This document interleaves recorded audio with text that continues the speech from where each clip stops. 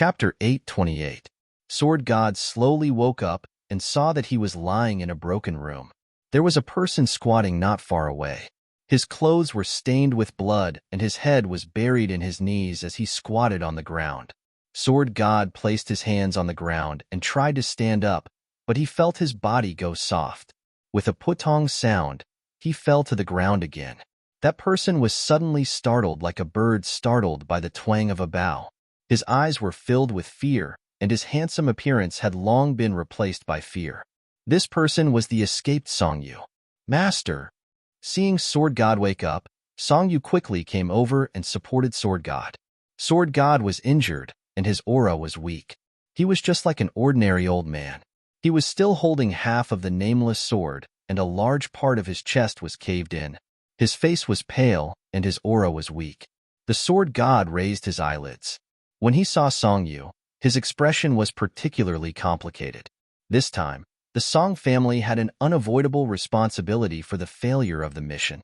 Towards Songyu, he naturally would not be amiable. He coldly said, "Where are we?"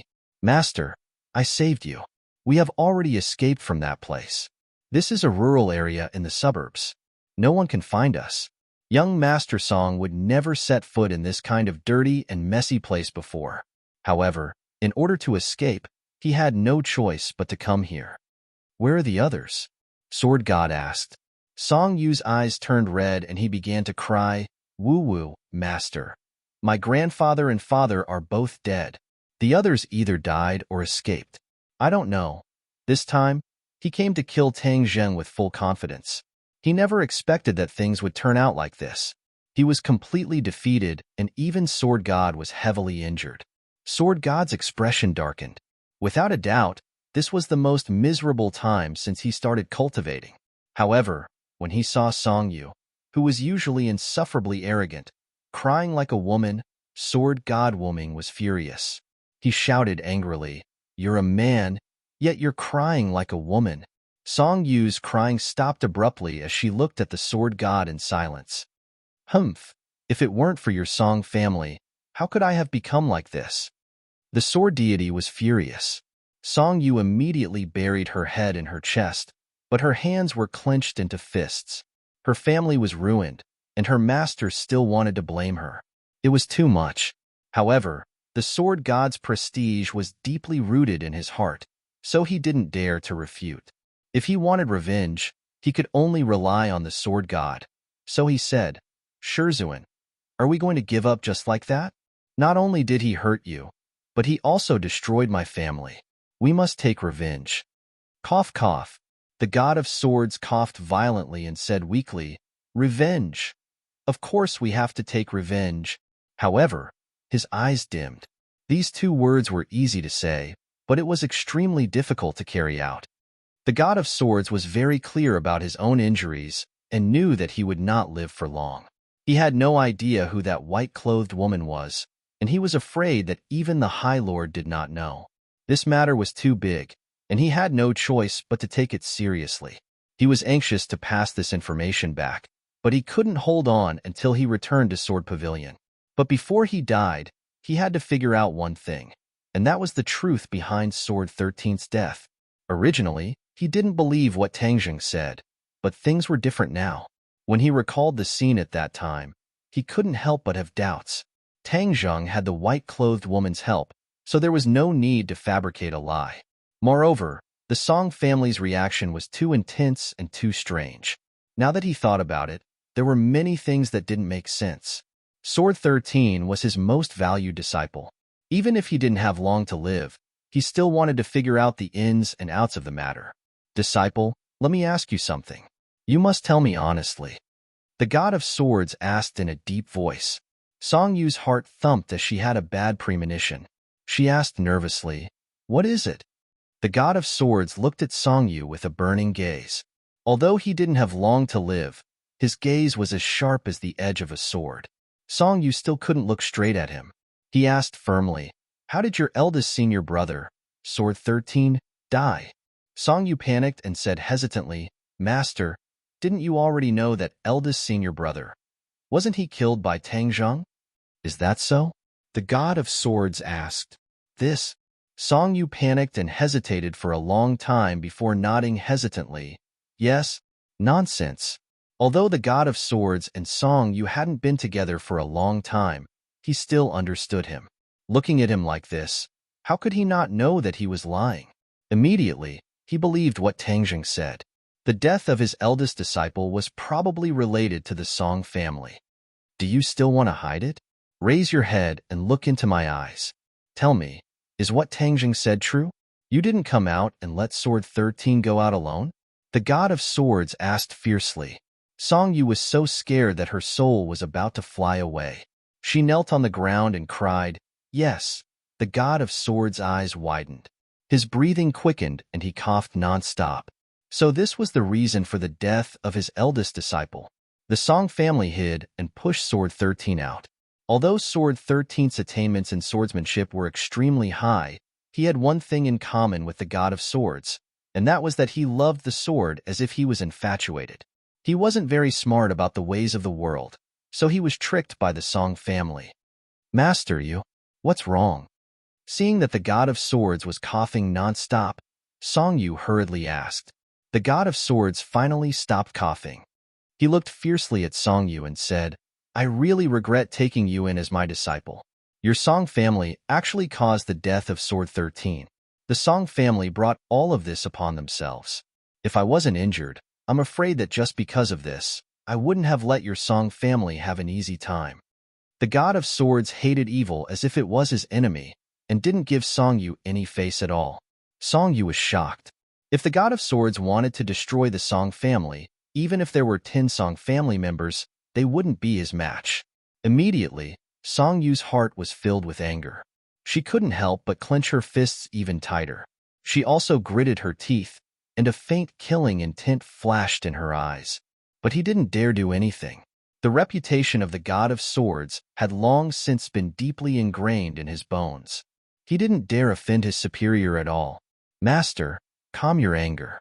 We had no choice but to do this. If it wasn't for Tangjing pressuring us step by step, we wouldn't have done this. Song Yu took a deep breath, suppressed the hundreds and thousands of twists and turns in her heart, and explained pitifully, This is the people of your large families. All of them are sinister and cunning. They only know how to sacrifice others to protect themselves. They're extremely despicable. The God of Swords had an extremely deep relationship with Sword 13's master and disciple, and he still continued to rattle on angrily. Song Yu's expression became extremely unsightly. She was submissive and didn't know how to reply. After a long time, the God of Swords' anger calmed down slightly, and he said, Raise your head, look at me, and listen to my orders. Song Yu raised her head nervously, and she was shocked when she saw that the God of Swords' face had become even paler, as if he was a dead person. The God of Swords trembled as he took out a command token from his bosom, and he said, Return to the Sword Pavilion and bring this command token to your second senior brother. Tell him that from now on, he's the successor of the Sword Pavilion, and he must lead the Sword Pavilion to develop and strengthen step by step. Song Yu was dumbstruck as he looked at the command token. He recognized that this was the command token of the master of the Sword Pavilion. With this command token, everyone in the Sword Pavilion had to listen to his orders. Master actually wants to pass the position to second senior brother. Could it be that his injuries? Song Yu was shocked in her heart, and she looked at the God of Swords with a burning gaze, and she felt that his condition was extremely bad. So, she probed, Master, you're still alive. So why are you passing the position to second senior brother? With your leadership, our Sword Pavilion can become even stronger. The God of Swords' eyes dimmed, and he sighed. I can't hold on anymore. That white-clothed woman is too powerful. That attack directly cut off my vitality. If it wasn't for my profound cultivation, I'm afraid that I wouldn't have been able to hold on until now. Song Yu's face changed. She's that powerful? Yes, she's too powerful. When you return, you must tell this news to the Honorable Lord. You must ask the Honorable Lord to pay attention to this person. The God of Swords urged. Honorable Lord. Song Yu's heart skipped a beat. He had only heard of the Honorable Lord's name, but he had never seen him in person. But he knew that this person was the person behind the sword pavilion, and everyone in the sword pavilion, including the god of swords, had to listen to his orders. So, Song Yu was both curious and in awe of the honorable lord. There was actually someone in this world that could make the god of swords bow to him. Just how powerful was this person? Song Yu couldn't imagine. Yes, although you haven't seen the honorable lord before, you will definitely have the opportunity to see him when you return this time. You must be respectful to the honorable lord, and you must carry out any orders of the honorable lord. Do you hear me? Yes. Master, you really can't hold on anymore? Yes, I can't hold on anymore. I never thought that I would end up like this after roaming unhindered for my entire life. The god of swords sighed and took out another sword manual. On the cover, the words, "Ninth Heaven Galaxy Fall," were written. Song Yu's heart jumped wildly. He was very clear that this was the most powerful sword technique that his master was most proud of. He had relied on this sword technique to win against Tang Zheng. Could it be that master wanted to pass this sword technique down to him? Song Yu's little heart was incomparably excited, and his face flushed red. Unexpectedly, the god of swords' next sentence caused his heart to fall to the bottom of the valley, and his face immediately froze. Give this ninth heaven galaxy fall sword technique to your second senior brother. There are many of my comprehensions of sword techniques in it. Let your second senior brother properly comprehend and cultivate it, and strive to achieve great success as soon as possible. It's not for me? Song Yu asked in disappointment. Humph, your Song family caused the death of Sword 13, and I was also implicated because of this. Do you still want me to pass down my lifelong knowledge to you? Wishful thinking. The god of swords reprimanded mercilessly. Normally, he would also reprimand his disciples like this, and no one dared to talk back. Therefore, this habit had been formed, and even if his life was hanging by a thread, he could not change it. Song Yu was furious and thought to himself, "You're already at death's door, and you still want to reprimand me like this? Moreover, you're so biased, giving everything to second senior brother, and I have nothing. Unfair, unfair?" He shouted in his heart, and his expression became extremely unsightly. The god of swords looked at him suspiciously and asked, "Did you hear what I said? Give everything to your second senior brother." Song Yu suddenly roared and said, "If I give him everything, then what do I have? I'm not your messenger. I didn't punish you, and that's already considering our relationship as master and disciple. Do you still want to ask for more?" The god of swords flew into a rage. "Haha, you're about to die, and only I know what you said. I said that I'm the next master of the sword pavilion and second senior brother, Himph. You can only listen to my orders." Song Yu suddenly laughed, and the madness in his eyes was difficult to conceal. The god of swords' heart thumped and said, "You dare not listen to my orders. This is deceiving your master and destroying your ancestors. Haha, you're already at death's door. So what if I deceive my master and destroy your ancestors? Since you've said so, then I'll let you experience what it means to truly deceive your master and destroy your ancestors."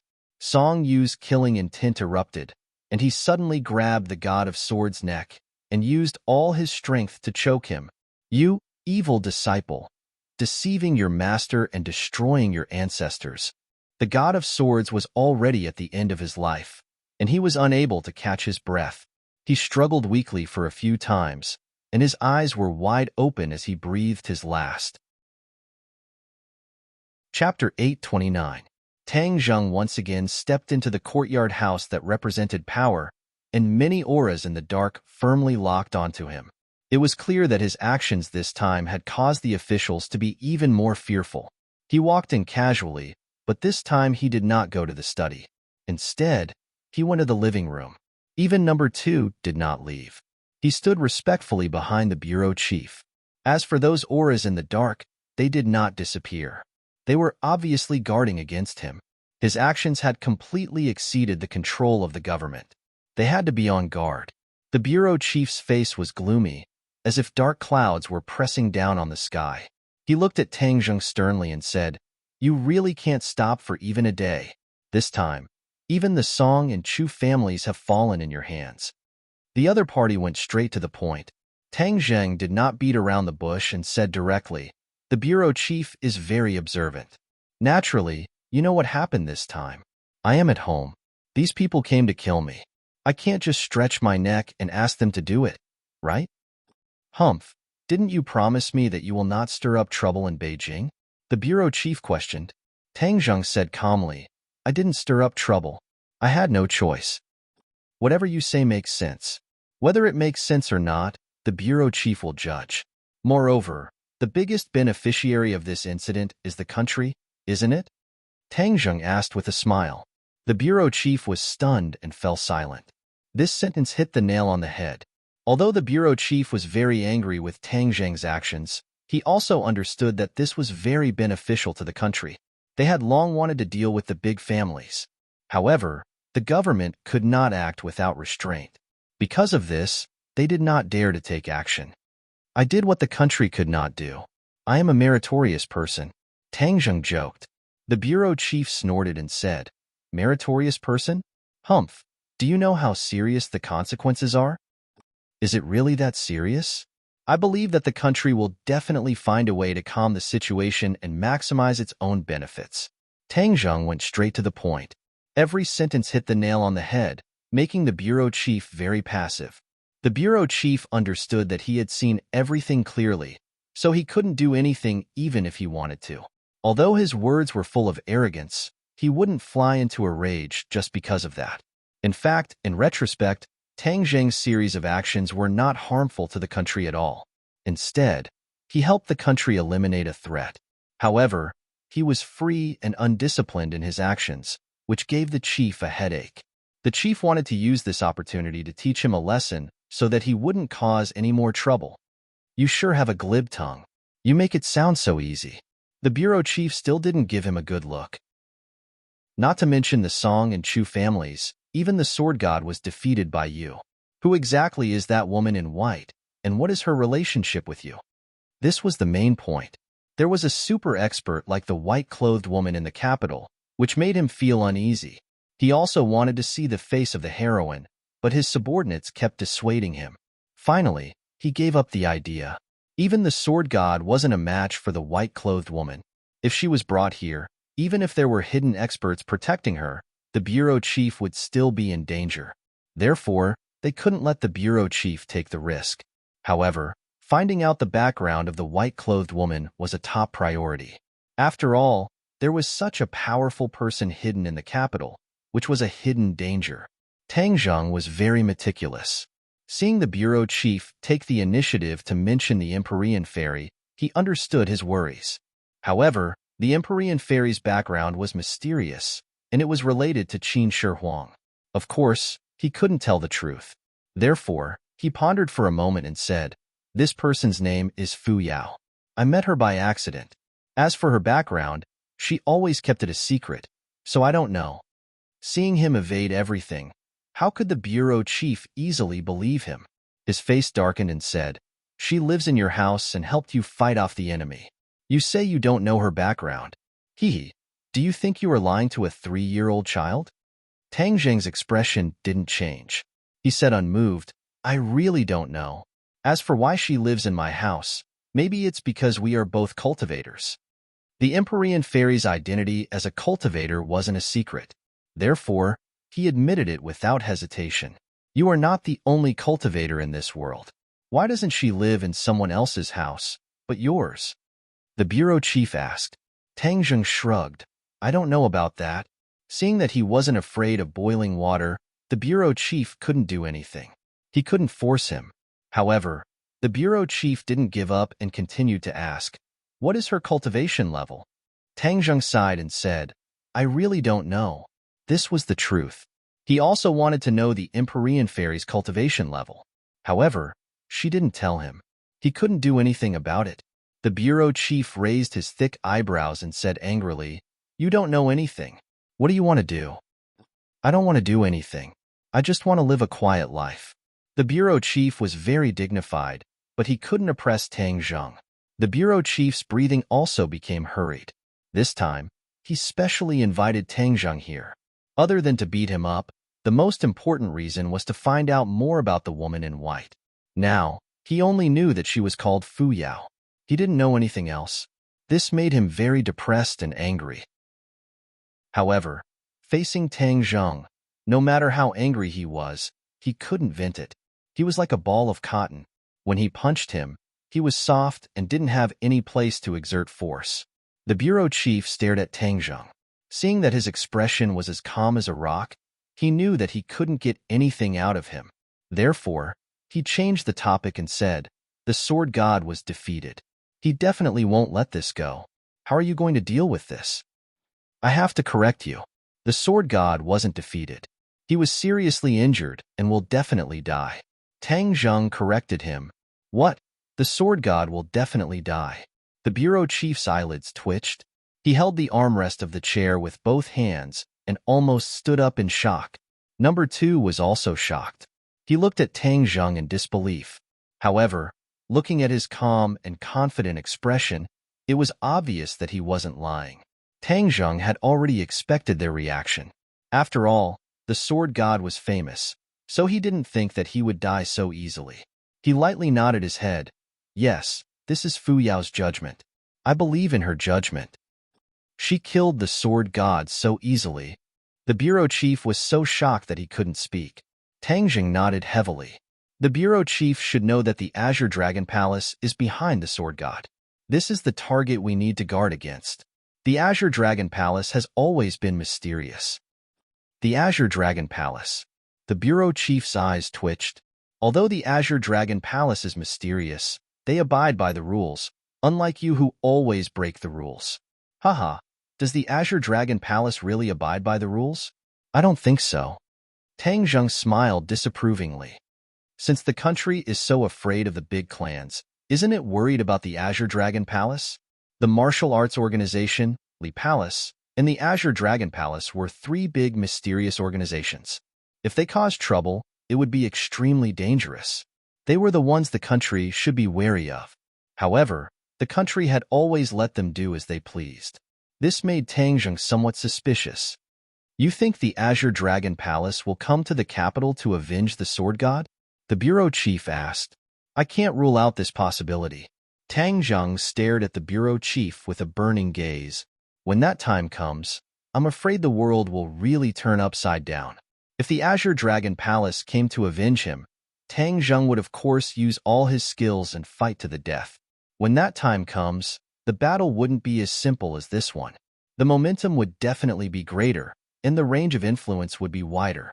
The shock and impact on the ordinary people would also be greater. Moreover, for something like this to happen in the capital, it wouldn't be a glorious thing for the country. Tang Zheng made it clear in advance so that the government wouldn't think that it was all his fault. "You don't have to worry about this. If the Azure Dragon Palace dares to come to the capital, then we naturally won't sit idly by," the bureau chief said solemnly. Tang Zheng looked at him suspiciously. Could it be that the country had some method to deal with the Azure Dragon Palace? But even if he asked, the other party definitely wouldn't say it out loud. He simply didn't ask and said, "That's for the best." As long as the Azure Dragon Palace didn't come to the capital, then the woman by his side would at least be safe. "If there's nothing else, then I'll take my leave," Tang Zheng said. The bureau chief looked at him sternly and said, "Calm down. If you continue to cause trouble, it won't be so easy to get away with it." Tang Zheng understood that if it wasn't for the fact that the country could profit from this and didn't harm the government's interests, it wouldn't be so easy for Tang Zheng to escape so easily. In short, Tang Zheng's actions didn't touch the country's bottom line. In fact, the country even profited from it. This was the reason why the balance between the two sides wasn't broken. Number 2 sent Tang Zheng away. The bureau chief returned to the study. There was a person sitting lazily on the chair, wearing a mask, the lord of the Azure Dragon Palace. He was actually also in the capital. If Tang Zheng knew, he would definitely be very surprised and even afraid. If the lord of the Azure Dragon Palace had participated in this battle, the outcome would have been uncertain. The bureau chief looked at the lord with shining eyes and said, "The sword god is already dead." The lord's eyes flickered slightly, but he said calmly, "The sword god was only 1 step away from the Martial King realm, but he stopped here. What a pity. Aren't you surprised and angry?" The bureau chief asked curiously.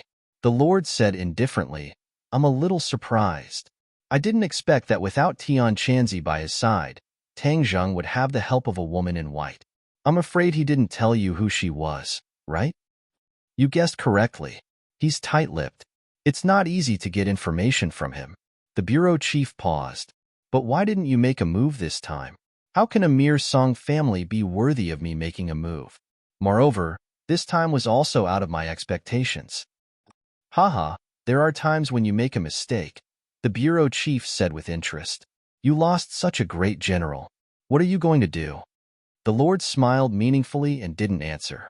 No matter what your reaction is, the capital is the center of the country. The eyes of the whole world are watching here. There can't be a big mess, understand?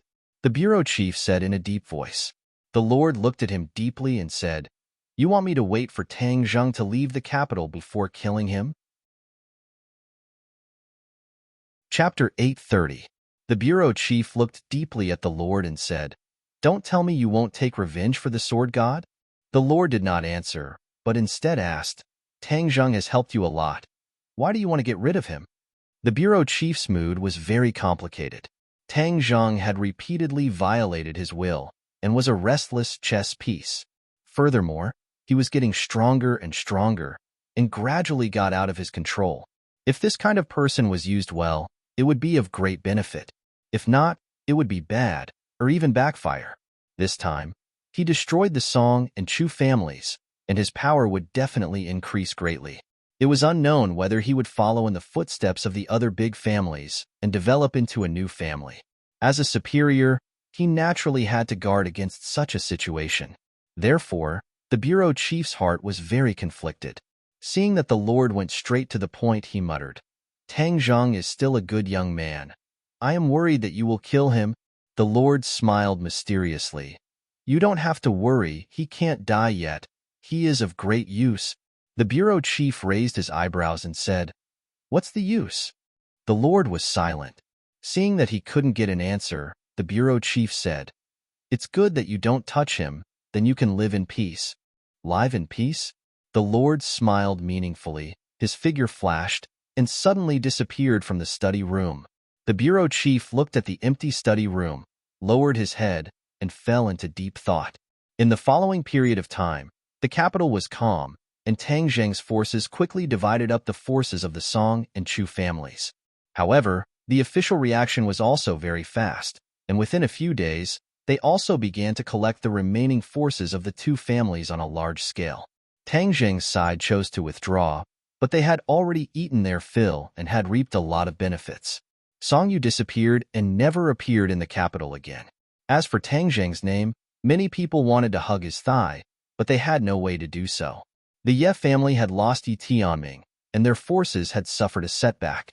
They were even more cautious, and even Yi Xuanji had become a person who did not leave the house. The Ye family's business was gradually handed over to Yi Ku to manage. It was unknown if it was because Yi Meiyu was frightened, but she actually began to restrain herself. She did not dare to mix around with her scoundrels, and her romantic affairs decreased by a lot.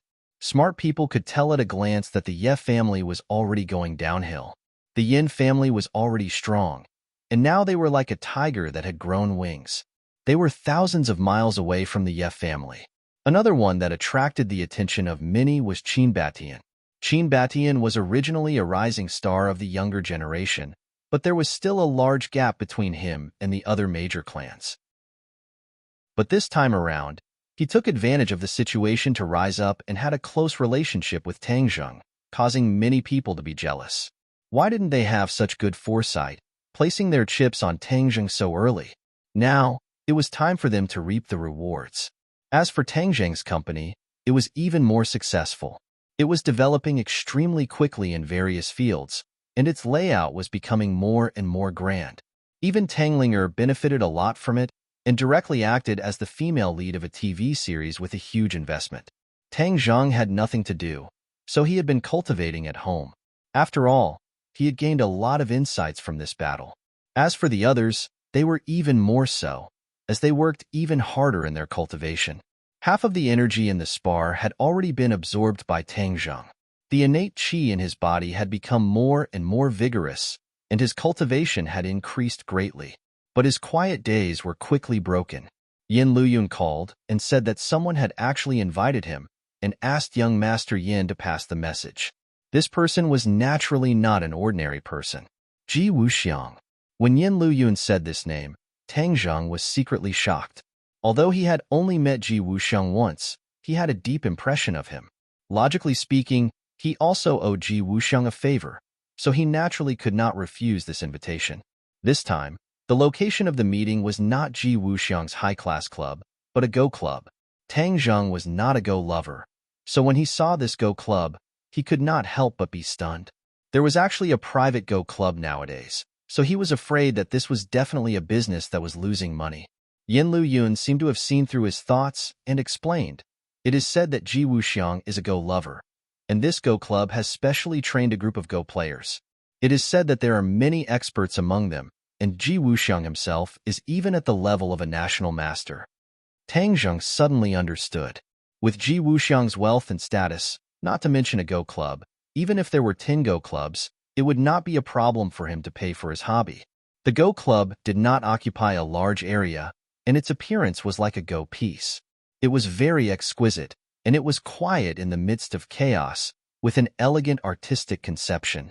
Ji Wuxiang quickly walked out to welcome him. He still had an ordinary appearance, and he looked like he would not be found in a crowd. It was a strong contrast to his identity. "Young Master Tang, please forgive me for not going out to meet you." Ji Wuxiang courteously welcomed him. Yin Luyun glanced at Tang Zheng. On the way here, the two of them had been speculating about the true purpose of Ji Wuxiang's invitation. In the end, Yin Luyun concluded that it was Tang Zheng's recent actions that had piqued his interest. It must be known that Ji Wuxiang had never taken the initiative to invite any of the previous great clans.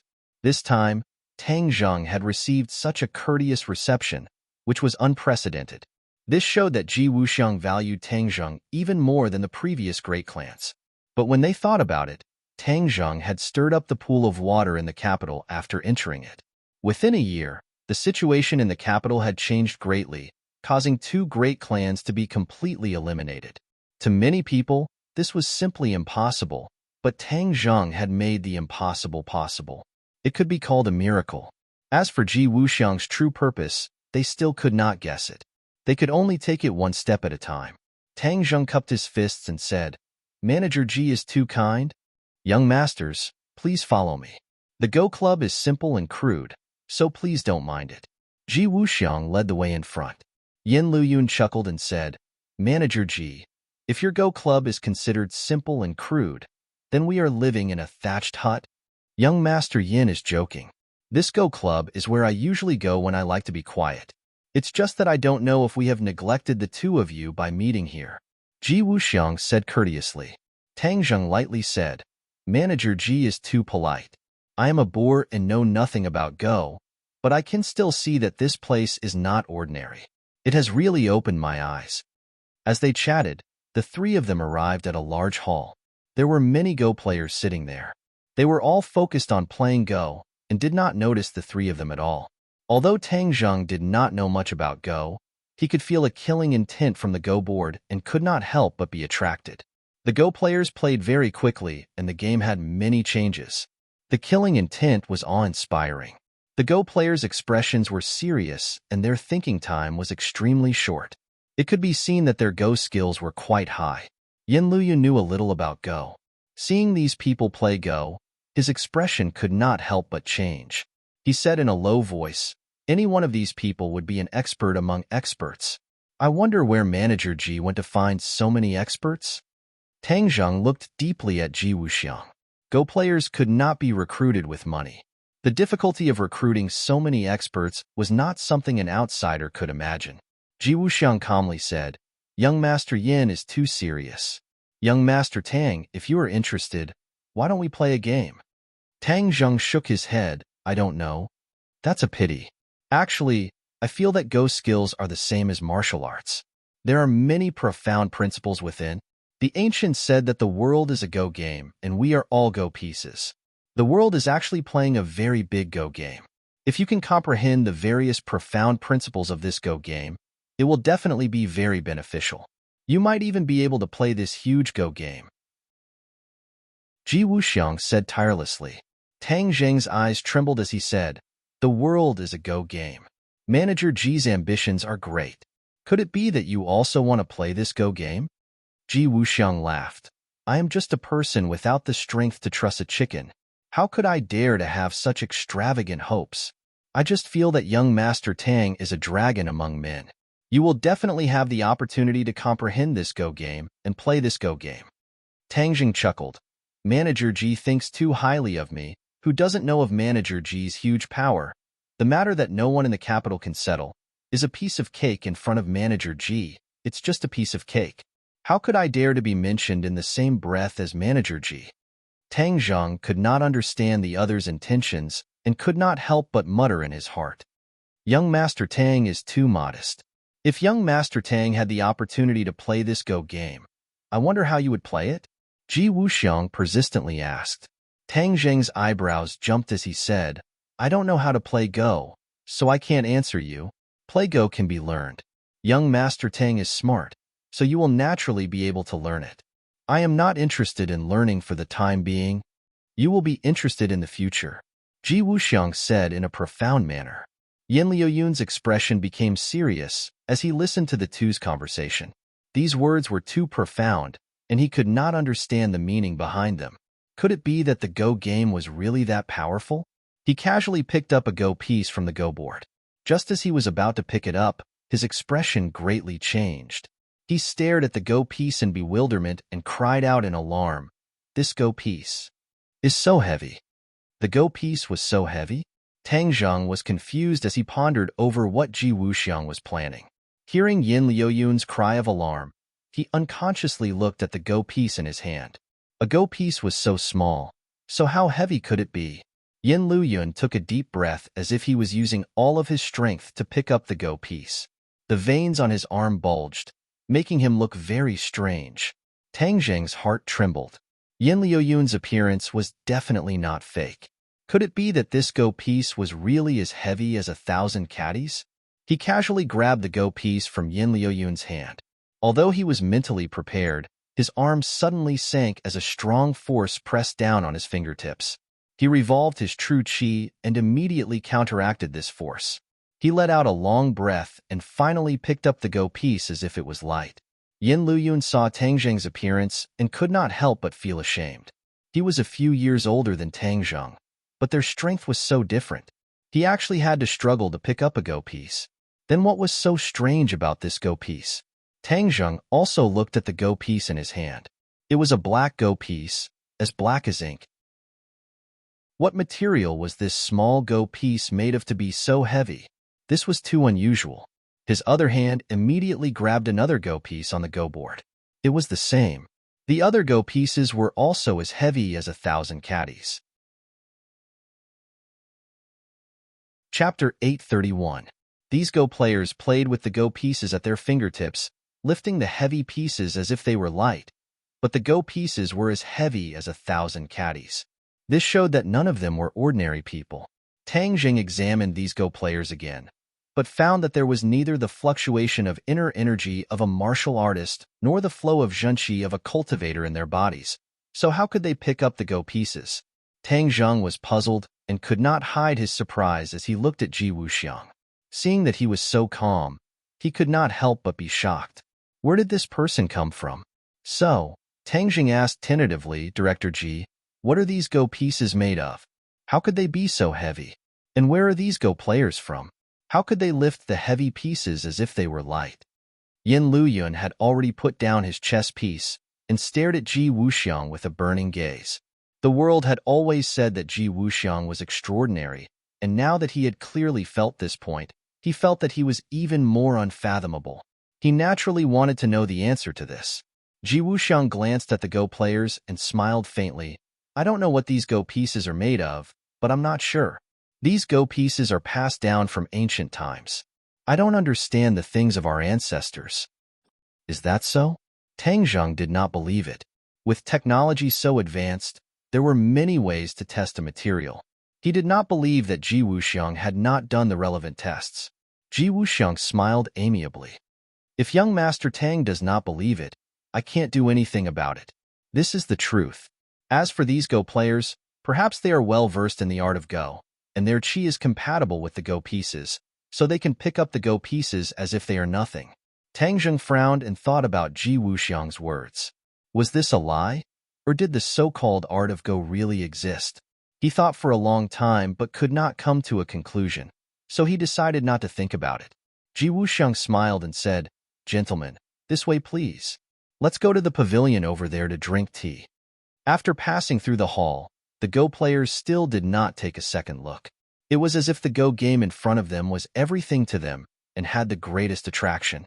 Yin Luyun looked back 3 times with every step he took. He was shocked, but he couldn't figure it out. He followed the two to the pavilion. A tea set had already been prepared in the pavilion. A beautiful woman dressed like an ancient court lady was brewing tea. After she finished brewing tea for the 3 of them, she left the pavilion. President Ji's tea reception is truly a waste of God's gift. To me, the art of chess is the same as the art of tea. I know nothing about them, Tang Zheng said. Ji Wuxiang clapped his hands and said with a smile, "Young Master Tang, you're a man of true feelings. These tricks are only used to deceive the average person. You've already seen through the essence, so there's no need for these tricks to set you off."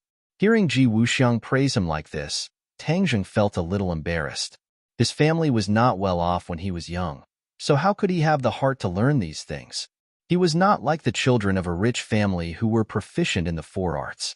Seeing him talking about other things and not getting to the point, Tang Zheng couldn't help but ask directly, "President Ji invited me here today. What is the purpose of this invitation?" "To watch the Go game and drink tea." "That's simple." Tang Zheng did not believe it. Ji Wuxiang said with a smile, "Young Master Tang has been busy recently and has gained a lot. You've been busy all day, so naturally you need some peace and quiet. There's nothing special about this tea house other than peace and quiet. So, I took the initiative to invite young Master Tang to have some peace and quiet." Tang Zheng looked at him meaningfully. His mouth twitched. Who are you trying to fool? He felt more and more that Ji Wuxiang was unfathomable. "So," he said without batting an eyelid, "thank you, President Ji, for your kindness. I haven't thanked President Ji for his help last time at the club. It's just a small matter. I heard that Miss Tanglinger has been doing well recently and her path to stardom is broad. I really have to congratulate you. If I had such a sister, I would be very happy." Seeing him mention Linger, Tang Zheng followed along and said, "Linger likes these things. I will naturally do my best to satisfy her." "Then Miss Tanglinger is really happy." Ji Wuxiang paused for a moment and then changed the topic. "Tang Zheng is like the sun in the sky. If I may ask, what plans do you have for the future?" Tang Zheng shook his head and said, "What plans can I have? I'll just live a simple life." "Hee, young Master Tang must be joking. You can do whatever you want. How can that be considered a simple life? Presumably, the capital and even the country will be in the palm of young Master Tang's hand." Tang Zheng's head bulged and he became vigilant. These words were a bit disgraceful. Chief Ji's words are exaggerated. This is my sincere truth. A man's pursuit is nothing more than power. With young Master Tang's strength, this power is not suitable. Tang Zheng's eyes became sharp as he stared at Ji Wuxiang and said, "I am a law-abiding citizen. How can I do things that violate the law? Chief Ji's power is great, so of course you are not afraid of these rumors." "I am afraid." Tang Zheng had not easily dispelled the government's fear of him, so he would not let others speak of him. As for why Ji Wuxiang mentioned these words, he really could not figure it out. In this world, only those with ability can live. Young Master Tang is young and full of vigor. Could it be that you do not envy the ancient emperors? Ji Wuxiang patiently said. "I don't want to. This is a new era, not ancient times. It is better to speak less of such nonsense. If Chief Ji does not have any other matters, then we will take our leave." Tang Zheng had already sensed a sense of crisis. This Ji Wuxiang seemed harmless, but he was like a poisonous snake. He actually used such a disgraceful thing to seduce him. If he fell for it, then he was afraid that what awaited him would not be good. Moreover, he had never thought of becoming a king in his heart. He just wanted to live a peaceful life and at the same time increase his strength to protect the people around him.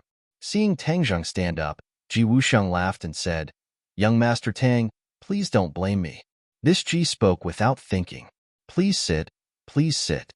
Tang Zheng and Yin Luyun looked at each other, and Yin Luyun nodded. Tang Zheng did not understand Ji Wuxiang's purpose, so he sat down again. With young Master Tang's strength, if you don't use it, then wouldn't it be a waste? Ji Wuxiang waited for them to sit down and said sincerely and regretfully. Tang Zheng's face sank and said, "There's no need for Boss Ji to worry about this." Ji Wuxiang faintly smiled and said, "Young Master Tang, I heard that there's a white-clothed woman called Fu Yao in your residence.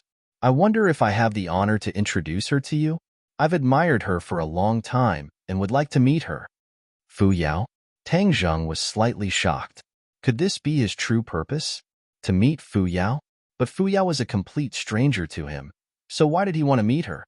Could it be that the news of the Empyrean fairy killing the sword god had reached his ears? Tang Zheng did not change his expression and tactfully declined. "Fu Yao is willing to meet a stranger." Ji Wuxiang faintly sighed and said, "That's a pity. The Fu family is the most ancient family name in Huaxia. It is said that they are the descendants of Fuxi. If this Miss Fu Yao is from this family, then she would have a long history." He, Boss Ji is experienced and knowledgeable. As for Fu Yao's family inheritance, I don't know. Tang Zheng still did not agree. "Is that so? I thought young Master Tang would know. After all, she lives in your residence. But I heard that a few thousand years ago, there was a woman called Fu Yao who shares the same name as your family. It's fate." Tang Zheng was shocked. What did Ji Wuxiang mean? Could it be that he already knew Fu Yao's origins? No, he had never told anyone about Fu Yao's origins. He had never even mentioned the name of the Empyrean fairy, so how could Ji Wuxiang know? Was all of this a coincidence, an unintentional remark, or was he deliberately doing it? Tang Zheng could not see through Ji Wuxiang anymore. Ji Wuxiang continued, "Young Master Tang, are you listening to me?" Tang Zheng was slightly startled and said, "Of course I'm listening. There are too many people with the same name in this world. It's not surprising." Perhaps. But this Fu Yao in history is not simple. Although she is not in the official history, she has left behind many legends. Some say that Fu Yao played a part in Qin Shi Huang unifying the world. In addition, she also has a very impressive name, the Empyrean Fairy. Hearing the name Empyrean Fairy, Tang Zheng's heart almost jumped out of his throat, but he still pretended to be calm and did not reveal any flaws. He faintly said, "This Fu Yao is so formidable, but there is no trace of her in the official history. That's strange. Boss Ji is experienced and knowledgeable to even know about matters from several thousand years ago. Formidable." Ji Wuxiang looked at Tang Zheng with a smile that was not a smile and said, "History is written by the victors." Qin Shi Huang naturally did not want the world to think that there was a woman on his path to becoming a king. If the world knew that he was able to ascend the throne because of a woman, how would the world view him? After all, women in ancient times were not valued and thought that a woman without talent was virtuous. Tang Zheng scoffed. If he had not been to Qin Shi Huang's mausoleum, he would have believed these words. But he had seen Qin Shi Huang and the Empyrean Fairy, so he naturally would not believe it. He was afraid that there was a hidden story.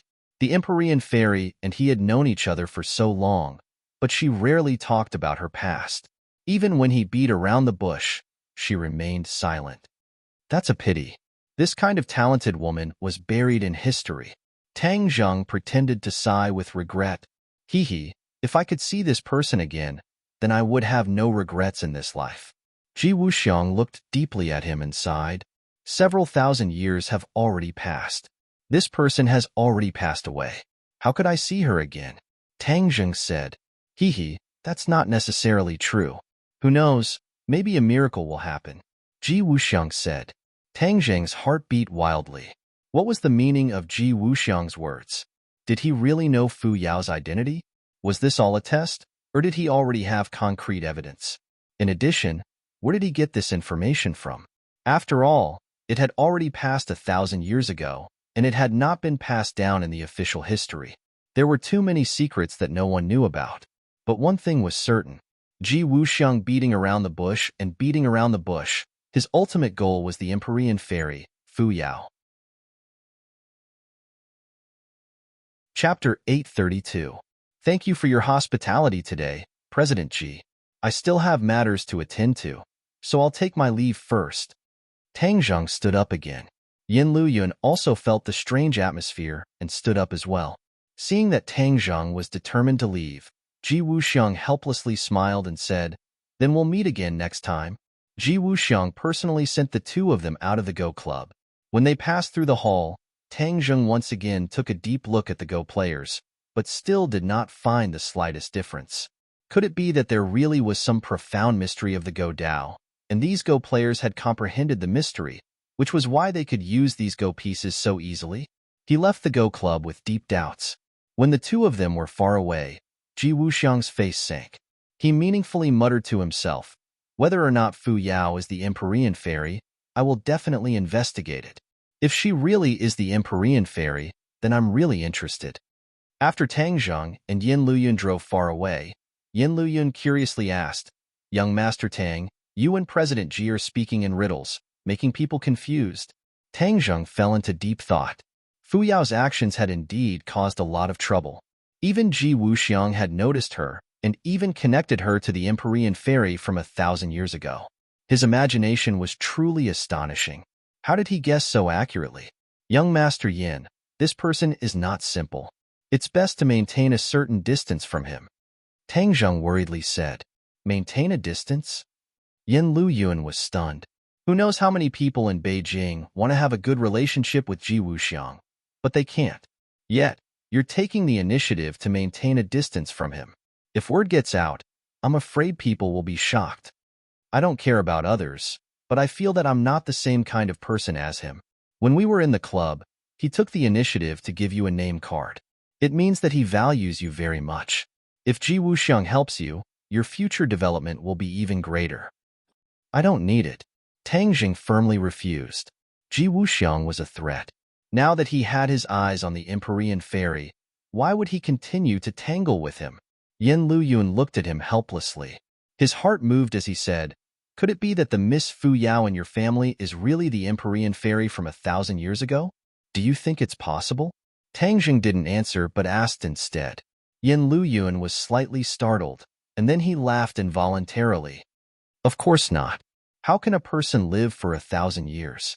Even if the Empyrean fairy survived, she would have been an old woman, not a young girl. Tang Zheng nodded. So you know how absurd Ji Wuxiang's words are. Yin Luyun nodded in agreement. This person said this for no reason. What is his purpose? I really can't figure it out. Since you can't figure it out, then stay at a respectful distance. That's the best way. Tang Zheng reiterated. Yin Luyun had long since followed Tang Zheng's lead. He nodded. All right, I'll listen to your suggestion. Tang Zheng returned home, feeling uneasy. Ji Wuxiang's unfathomable appearance and those strange chess games appeared in his mind from time to time. He just happened to see the Empyrean fairy walking towards him. He called out, "Fu Yao, can you come to my study for a moment? We can talk in detail." The Empyrean fairy glanced at him, then went straight into the study and stood in front of a row of bookshelves. These days, she had read almost all the books on the shelves and had a deep understanding of Huaxia's history and modern society. Seeing her standing in front of the bookshelves, Tang Zheng followed her gaze and saw a row of history books. This was the Empyrean fairy's favorite. Tang Zheng just happened to remember Ji Wuxiang's words. I heard that when Qin Shi Huang unified the world and ascended to the throne, you were the one who made the greatest contribution. The Empyrean fairy's gaze moved away from the bookshelves and looked suspiciously at Tang Zheng. Where did you hear this? She asked. The Empyrean fairy had already confirmed that there were no records of her in history, so she couldn't help but be surprised to hear this from Tang Zheng's mouth. Someone told me. He wanted to see you today, but I refused. Someone wanted to see me? Moreover, he knows the true history of the past? The Empyrean fairy's eyes widened. Yes, this person's name is Ji Wuxiang. He looks ordinary but is actually quite powerful. It's said that there's nothing he can't handle in the capital, but I feel that he's unfathomable. Tang Zheng spoke the truth. Ji Wuxiang? The Empyrean fairy frowned deeply and shook her head. I've never heard of this name. How does he know about me? How would I know? Moreover, he actually suspects that you're the Empyrean fairy from 1,000 years ago. How smart. Tang Zheng rolled his eyes speechlessly. He's really smart, but too smart. Will there be any problems once he sees through your identity? The Empyrean fairy's eyes flashed with a strange light. There won't be any problems. Although Tang Zheng was still a little nervous, seeing that the Empyrean fairy didn't take it seriously, he could only let it go. He just said, I hope that we can deepen our trust in each other in the future. Only then will we be able to face all the possible dangers together. The Empyrean fairy stared at Tang Zheng deeply and said, You and I have never truly trusted each other completely. The only thing we trust is ourselves. Qin Shi Huang was also like that. Tang Zheng had always felt that the Empyrean fairy was always on guard against him. Now that he heard what she said, it was finally confirmed. So it turned out that she was on guard against him because of his identity as a Skywalker. Could it be that Skywalkers really only trust themselves and not others? Tang Zheng lowered his head and thought for a while. Then he immediately rejected this theory. He was a Skywalker, but he would also trust other people wholeheartedly. Everyone is an individual. Don't use Qin Shi Huang's personality on me. Tang Zheng refuted. The Empyrean fairy disagreed. A leopard cannot change its spots. I know Skywalkers better than you. Before Qin Shi Huang ascended to the throne, he was also like this. But after he ascended to the peak of power, he changed completely. That's why I was disheartened and didn't want to help him anymore. But I didn't expect that he actually wanted to use me to adjust the pure yang energy in his body. What a wishful thinking. Tang Zheng, of course, knew what it meant to adjust the pure yang energy. This Empyrean fairy actually didn't care about the most powerful emperor in history. So, it's useless to persuade me. Tang Zheng fell into deep thought. The knowledge that the Empyrean fairy knew was very important to him, especially now that the demon race had arrived. Although the government was very confident that the demon race had already been eliminated, Tang Zheng wasn't so optimistic. After all, 100 Change Star-Lord still hadn't shown up, and Tian Chanzi seemed to have disappeared from the world. All of these things were very strange. Tang Zheng couldn't help but feel suspicious. Even the longer it was calm, the more he felt that a storm was coming. Right now it was just brewing, but once it exploded, it would definitely be very shocking. So it was very important for him to completely trust the Empyrean fairy. How can I make the Empyrean fairy trust me? Suddenly, his heart moved. He remembered her surprise when she saw him summon the golden dragon in his body, and even her expression when he talked about the dragon race. Tang Zheng had reason to believe that she would definitely be very interested in dragons. In the past, Tang Zheng avoided talking about dragons, so she didn't talk about anything either. Every day, she just carefully taught Nana. If he really wanted to gain her trust, perhaps dragons would be a breakthrough. Take her to see the 5-clawed golden dragon. This idea emerged in Tang Zheng's mind, and then became very strong. Although it was a bit risky, it could most likely open the knot in the Empyrean fairy's heart and weaken her guard and suspicion towards him. If 100 Change Star-Lord caused any trouble, perhaps she would help Tang Zheng without hesitation. Tian Chanzi wasn't 100 Change Star-Lord's opponent. Perhaps he could only pin his hopes on the Empyrean fairy. Moreover, even if she saw the 5-clawed golden dragon, what effect would it have? Probably not. So, Tang Zheng no longer hesitated and said mysteriously, Tonight, I'll take you to a place. Where? The Empyrean fairy looked at him suspiciously. You'll know when we get there. Tang Zheng deliberately kept her in suspense. The Empyrean fairy was not afraid of anything, so of course she was not afraid that Tang Zheng would harm her. After all, whether or not he had the ability to harm her was still unknown. Okay, the Empyrean fairy quickly agreed. Late at night, the capital had already fallen into a deep sleep. 2 figures quietly moved forward in the capital, and after a moment, they arrived at the imperial city and disappeared. A figure suddenly appeared on the walls of the imperial city, suspiciously looking at the vast imperial city, muttering, Those 2 clearly came here. Why did they suddenly disappear? Strange. It's late at night. Why did Tangjing bring them to the imperial city? He gazed deeply at the imperial city. Although the imperial city was still grand and magnificent, there was no emperor inside after all. Instead, it had become a scenic spot where anyone could enter. With the addition of people, the prestige of the imperial city was naturally reduced by a lot. This imperial city is no longer as grand as it used to be. What's there to see? Where did they disappear to? He was puzzled. Tang Zheng and the Empyrean fairy entered the imperial city, and the Empyrean fairy's curved eyebrows immediately knit together. She asked in bewilderment, "What's so strange about this place?" She had clearly sensed that something was strange, but she couldn't explain it clearly, so she asked this question. Tang Zheng faintly smiled. "Please follow me, you'll know in a moment." The Empyrean fairy deeply stared at him, thinking, "I want to see what kind of medicine you're selling in your gourd." Thus, she silently followed behind him. After walking through a long passage, a dignified and mysterious aura rushed over, and her eyes couldn't help but fiercely jump a few times. Her breathing gradually became rapid, and her eyes widened as she stared fixedly at the end of the passage. There was a golden light coming from that side, and a kind of frightening aura was growing stronger and stronger. This aura even gave off a familiar feeling. Chapter 833. The five-clawed golden dragon hovered in front of them. Its body was huge and its head was high. It looked down at the two people in front of it, especially at the Empyrean fairy. It was even hostile. The overwhelming might of the dragon shrouded the fairy of 9 heavens. She was stunned as if she had been electrocuted.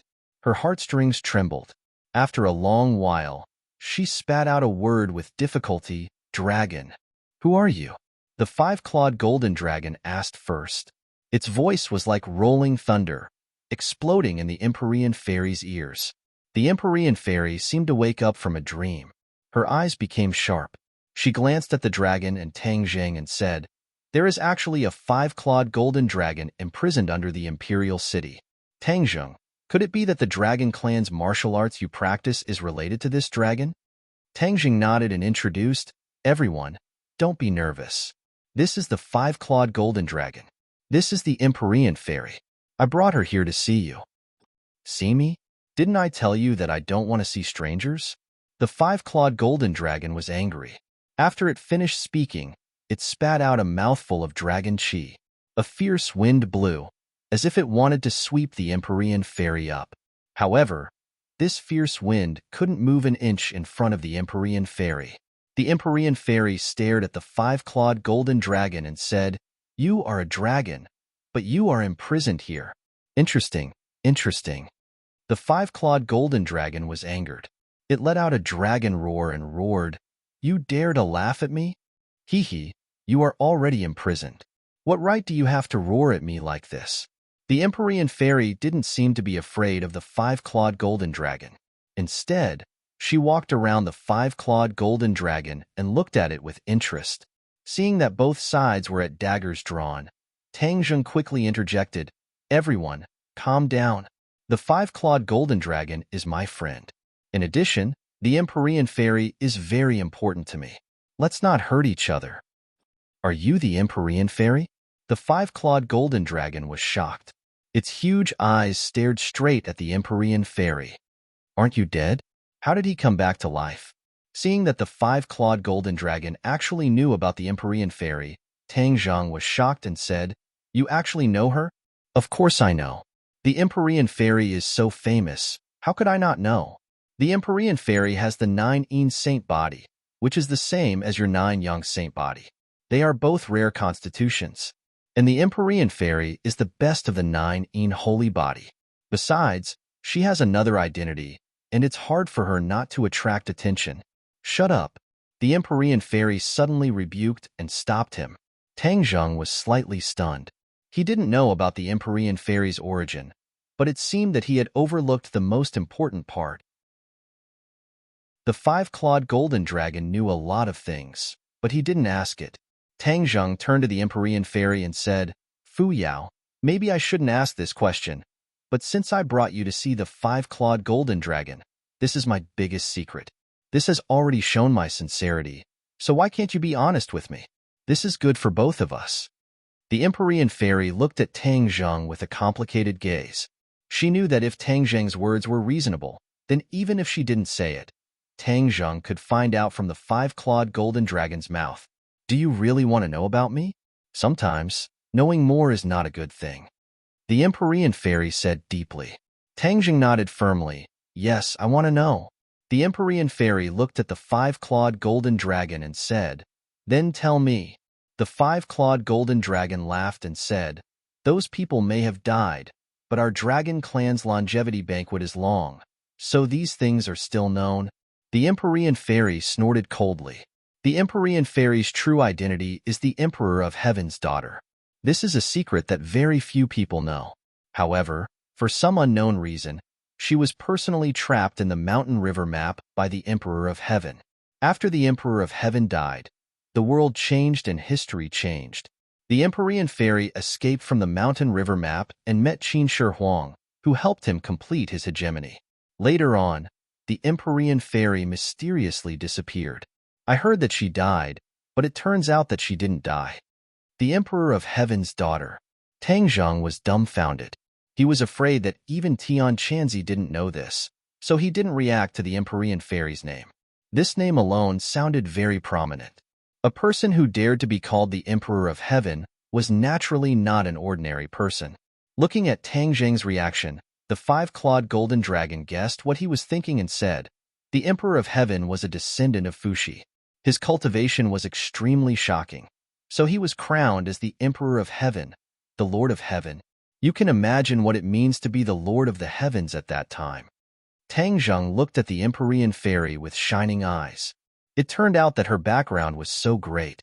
Ji Wuxiang mentioned the ancient Fu clan, which probably knew the Empyrean fairy's true identity from somewhere, so they valued her so much. Imagine, if Ji Wuxiang confirmed Fu Yao's identity, what would happen? What action would he take? Or, what use would Fu Yao have for him? Tang Zheng couldn't figure it out, so he asked the question in his heart. Hearing this, the Empyrean fairy was startled and unnatural. She asked, You mean that Ji Wuxiang also knows my identity as the Emperor of Heaven's daughter? Tang Zheng hesitated and shook his head. I'm not sure, but I have to be careful. This person is unpredictable. However, if he really knows this, what can he do? What use do you have for him? The Empyrean fairy's eyes flickered, and she hesitated. Obviously, she didn't want to mention it. The five-clawed golden dragon laughed. The Empyrean fairy is very useful. She should be the last survivor of the Fu clan, and only he knows where the gate of heaven is. Hearing this, the Empyrean fairy's face became very ugly, and she glared at the five-clawed golden dragon. What is the gate of heaven? Tang Zheng asked curiously, thinking that this trip was worth it. Not only did he find out about the Emperor of Heaven's daughter, but now there was a gate of heaven. Just the name alone was not simple. The five-clawed golden dragon ignored the look in the Empyrean fairy's eyes and said, The gate of heaven is a secret place of the Fu clan. It is said that it hides a huge secret and countless treasures. If one enters the gate of heaven and obtains these treasures, then one can become the new Emperor of Heaven. This not only represents supreme glory, but also endless power. Not many people can resist this temptation. The Empyrean fairy is equivalent to the key to opening the gate of heaven. Therefore, once her identity is exposed, it will naturally attract countless people. Tang Zheng suddenly realized that the Empyrean fairy probably also knew this, which was why she lived in seclusion after coming to the capital in order to protect her identity. However, her name was not changed, and no one would have thought that Ji Wuxiang, with just a name and her actions, would be able to connect her to a person from 1,000 years ago. This caused her identity to be in danger of being exposed. The Gate of Heaven is a secret place of the Fu clan. How can outsiders be allowed to enter? No one should even think about touching it. The Empyrean fairy said coldly, emitting a murderous aura. The five-clawed golden dragon laughed. You may think this way, but others will not think this way. No one will ignore such a huge opportunity. Tang Zheng recalled Ji Wuxiang's expression and his heart trembled, saying, I'm guessing that Ji Wuxiang is most likely because of this matter. That old fox, he looks harmless, but he actually has this idea. If anyone dares to have this idea, I will definitely not let them go. I want to meet this Ji Wuxiang. The Empyrean fairy said resolutely. Tang Zheng was shocked. It was not easy for me to brush him off. If you take the initiative to deliver yourself to him, won't it be dangerous? If we allow him to scheme behind our backs, then it will be even more dangerous. Moreover, this is not my style. I, the Empyrean fairy, have always been straightforward and straightforward. I want to find out his true goal. Tang Zheng speechlessly rolled his eyes. He did not know whether this was a good thing or a bad thing. Let's think about it at length. Tang Zheng tactfully advised. He was still not at ease with Ji Wuxiang. This person was evil, and he did not want him to know the real situation of the Empyrean fairy. You are a grown man. What are you being so wishy-washy about? Could it be that you are afraid that he will harm me? The Empyrean fairy asked unhappily. Tang Zheng smiled embarrassedly. Wasn't this exactly what he was worried about? This is no longer a world filled with experts. In this world, if anyone wants to harm me, then they have to consider their own strength. The Empyrean fairy said confidently. During this period of time, the Empyrean fairy had gained enough understanding of the modern world. Although the modern world was technologically advanced, in terms of personal strength, she was confident that no one could be her opponent. This was why she was so confident. Tang Zheng was speechless. The five-clawed golden dragon laughed and said, Tang Zheng, you are actually worried about the safety of the Empyrean fairy. Your worries are groundless. Do you know how high her cultivation is? This was a question that had always puzzled Tang Zheng. He looked at the five-clawed golden dragon blankly and asked, How high? If I am not mistaken, she should be in the apotheosis stage. The five-clawed golden dragon deduced. The Empyrean fairy did not refute, which obviously meant that she agreed. Tang Zheng's heart skipped a beat. He had been guessing how powerful the Empyrean fairy was, but he did not expect that she was in the apotheosis stage, which was much higher than Tian Chanzi. Tian Chanzi had only cultivated to the Yuanying stage. The apotheosis stage. Tang Zheng suddenly remembered something. He looked at the five-clawed golden dragon with a complicated expression. The five-clawed golden dragon guessed his thoughts and said, If someone in the apotheosis stage can break the formation of this imperial city, I will be able to see the light of day again. Tang Zheng nodded suddenly. This was what he had agreed with the five-clawed golden dragon. That was why the five-clawed golden dragon had helped him time and time again. Now that there was a ready-made master of the apotheosis stage here, didn't it mean that the five-clawed golden dragon could be free soon? The five-clawed golden dragon's eyes became deep, but it could not hide the excitement in them. It had been imprisoned here for hundreds of years and had been looking forward to seeing the light of day again. However, if it waited for Tang Zheng to reach the apotheosis stage, it would take a long time. Now that there was a ready-made candidate, of course it would be happy. The five-clawed golden dragon winked at Tang Zheng. Its meaning was very clear. It wanted him to ask the Empyrean fairy to help it out.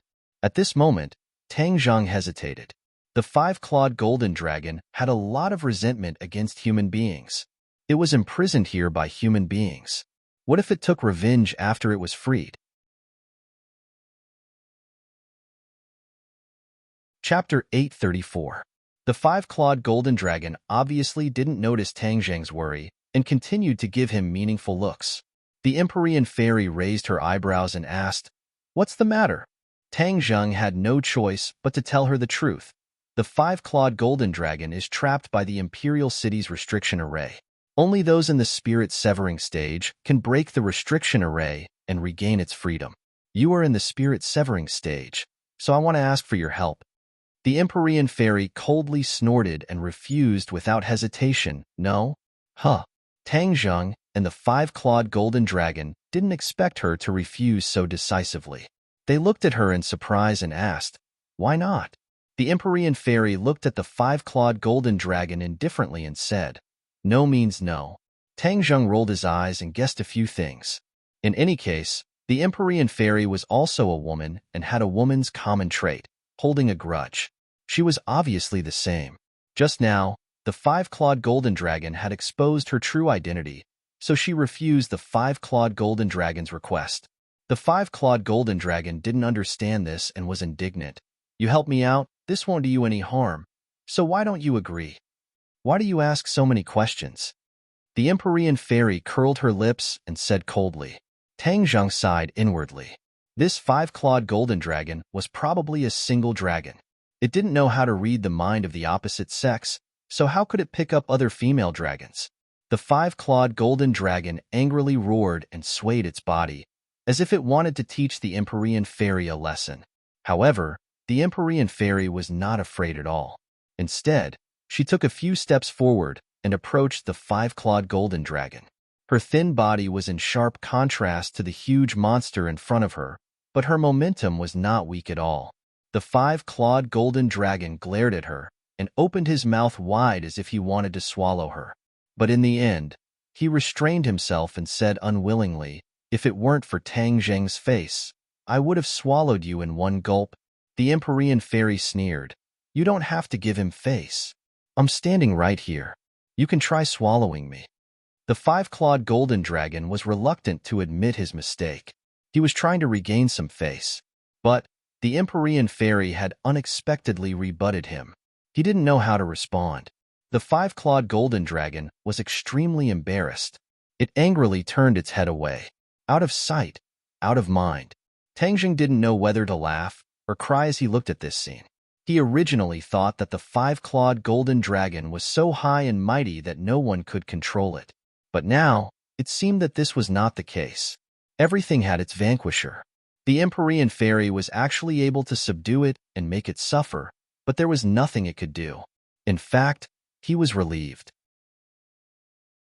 If the Empyrean fairy had agreed to his request, the five-clawed golden dragon would have been freed. This meant that there were too many unknowns that he couldn't control. This was not a situation he wanted to see. Now that the Empyrean fairy had refused, everything could be maintained. This was the best result. The five-clawed golden dragon was angry and stopped talking to them. Tang Zheng simply left the imperial city with the Empyrean fairy and quietly returned home. The person who was following them had already left, so he didn't notice the two of them coming out of the imperial city. The two of them also didn't know that they were being followed. This was enough to show how powerful the person who was following them was to be able to escape their perception. The next day, the Empyrean fairy couldn't wait to find Tang Zheng and ask him about Ji Wuxiang's residence.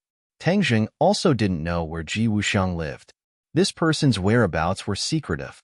It wouldn't be easy to find him unless he took the initiative to contact him. Since the Empyrean fairy had made up her mind to see him, then he would ask him out and meet him openly to see if he could find some clues. Tang Zheng found Ji Wuxiang's business card, which was given to him at the club. Yin Luyun once said that this business card was not simple and that many people wanted to get such a business card. But now, Tang Zheng didn't care much about this business card. He dialed the number on the card. After a few beeps, Ji Wuxiang's voice came from the other end. "Young Master Tang called me. What a surprise." Tang Zheng was slightly surprised. He hadn't spoken yet, but the other party had already guessed it. This was really not simple. "Boss Ji, didn't you say yesterday that you wanted to see Miss Fu Yao? Where should we meet?" Tang Zheng went straight to the point. "Haha, young Master Tang is really a straightforward person. I'm fishing in the suburbs of Beijing. You can come." Tang Zheng and the mysterious maiden of the 9 heavens drove to the agreed location in the suburbs of the capital. This was a river. The river was very deep and very clear. Not far away was a green mountain, which was completely different from the tall buildings of the capital. Ji Wuxiang sat alone on the riverbank with a fishing rod in his hand. He leisurely stared at the river. Suddenly, the corner of his mouth rose and he said with a meaningful smile, "The fish took the bait." With a flick of his wrist, he raised the fishing rod and a large fish flew out of the water and landed in his hand. Tang Zheng and the Empyrean fairy just happened to see this scene. Tang Zheng praised, "Boss Ji is really in a good mood to find such a place with green mountains and clear water." Ji Wuxiang turned around to look at the two. His eyes fell on the Empyrean fairy and said, "I believe this must be Miss Fu Yao." Ji Wuxiang stared at him as if he wanted to see through him. However, after staring for a long time, he was unable to see anything. Ji Wuxiang was just an ordinary person. There was nothing special about him. This made the Empyrean fairy disappointed. I heard that you wanted to see me, the Empyrean fairy said. Ji Wuxiang nodded with a smile and said, Yes, I have long heard of Miss Fu Yao's famous name. To be able to meet you today is an honor of 3 lifetimes. The Empyrean fairy didn't bat an eyelid. Miss Fu Yao's surname is very rare and very ancient. I wonder where Miss Fu Yao is from? Ji Wuxiang asked. The Empyrean fairy said, What's so important about this? I am very interested in history, so I like to study these things. In particular, the various surnames of Hua Xia all have their own historical origins. Miss Fu Yao's surname is especially special. It is said that you are a descendant of Fuxi. I wonder if Miss Fu Yao can dispel my doubts? You will be disappointed. I do not have a fixed residence. The 4 corners of the world are my home. I do not know where I am from. The Empyrean fairy refused. Ji Wuxiang didn't seem to be surprised by this answer. He smiled calmly and said, Actually, there are many people from the Fu clan in history.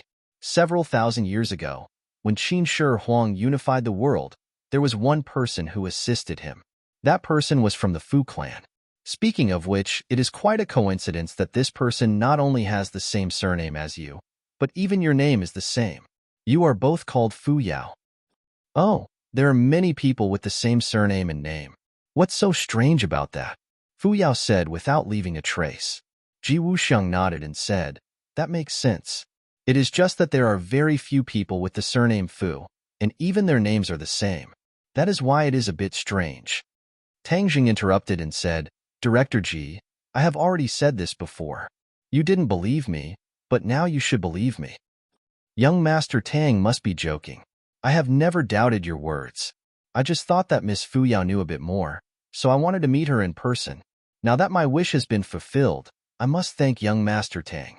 Ji Wuxiang said as he cupped his hands towards Tang Zheng. I have already caught a few fish. Why don't you stay and enjoy the delicious food before you leave? Ji Wuxiang urged him to stay. No need.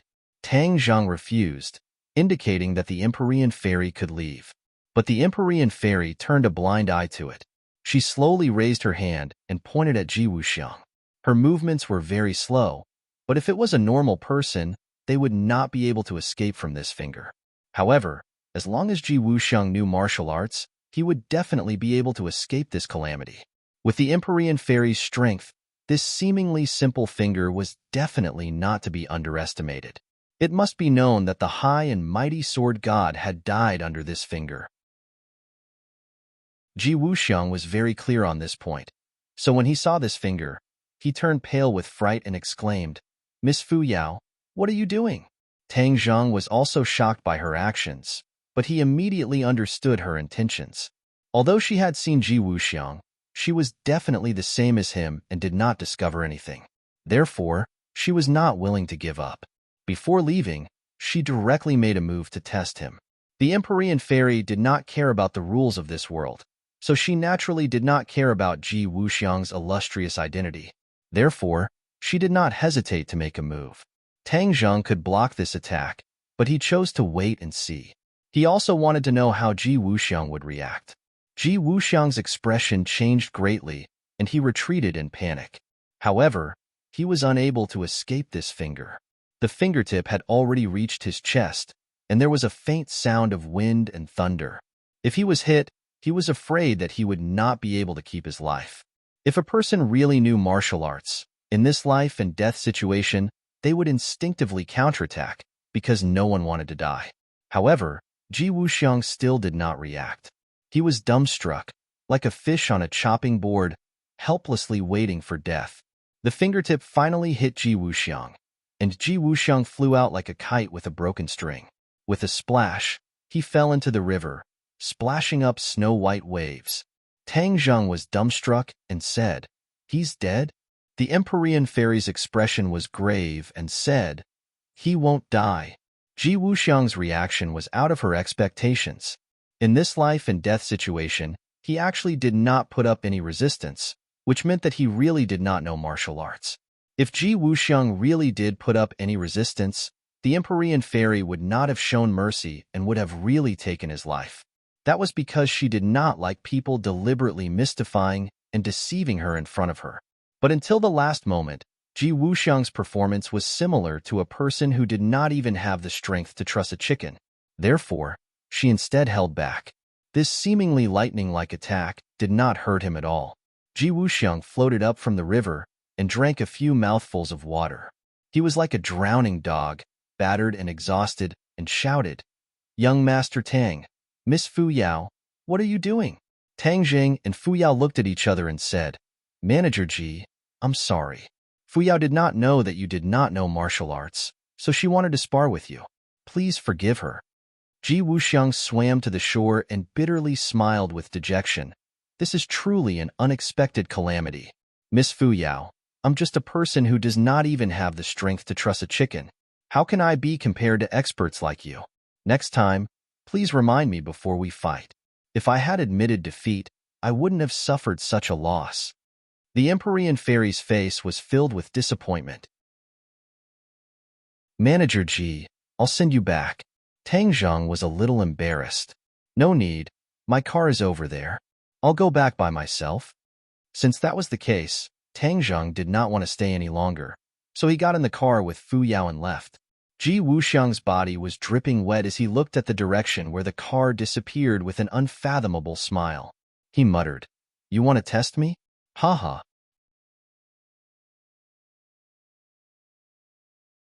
Chapter 835. The water vapor on Ji Wuxiang's body evaporated completely. If Tang Zhang and the Empyrean Fairy saw this, they would be shocked. This was not an ability that ordinary people could have, and they did not see Ji Wuxiang's extraordinary skills at all. Even the Empyrean Fairy's probing did not succeed. This not only showed that the other party was strong and good at hiding, but also that his temperament was not comparable to ordinary people. In the face of the threat of death, he could control his body's instincts and remain indifferent. "I can be sure that Fu Yao is the Empyrean Fairy," Ji Wuxiang said lightly, his eyes flashing with a strange light. "Haha, Tang Zhang is really lucky. He even found the Empyrean Fairy from 1,000 years ago and made her willingly stay by his side. It's really enviable." He changed the topic. "However, this is a good thing for me. It gives me the opportunity to enter the Divine Gate. Once I crack the secret of the Divine Gate, everything in the world will be completely under my control. I will have the final say in the chess game of the world." The corners of his mouth were slightly raised, and his ordinary face revealed a soul-stirring majesty and arrogance. "The Empyrean Fairy's strength is profound, and I have to find a way to deal with her. I can't succeed alone, but borrowing strength to fight strength is my strength. 100 changes. Star Master has been silent for too long. It's time to come out and walk." Tang Zheng's peaceful days did not last long. The Yin family had been sending people to investigate in southern Yunnan and reported as soon as there was any movement. A few days ago, there was finally news. It was said that there was a loud noise in the 100,000 mountains, and the mountains were shaking. The official conclusion given by the government was that there was an earthquake in the mountains to appease the people. However, the Yin family consulted several earthquake experts. It was said that the monitoring data was definitely not signs of an earthquake. It was still impossible to conclude what caused the loud noise and the shaking of the mountains.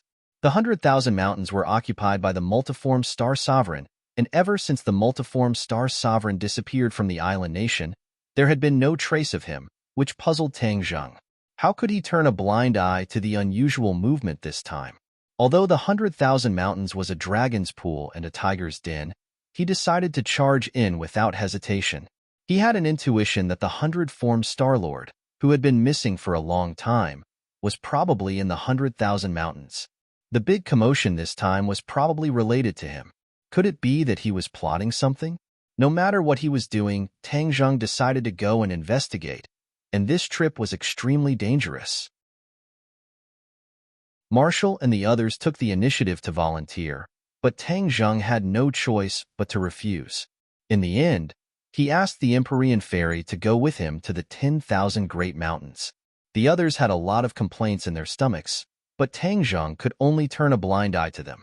Not only were there countless demonic beasts running amok in the 100,000 mountains, there was also the 100 Transformation Star Sovereign. If they went, it would instead divert his attention, which would be even more dangerous.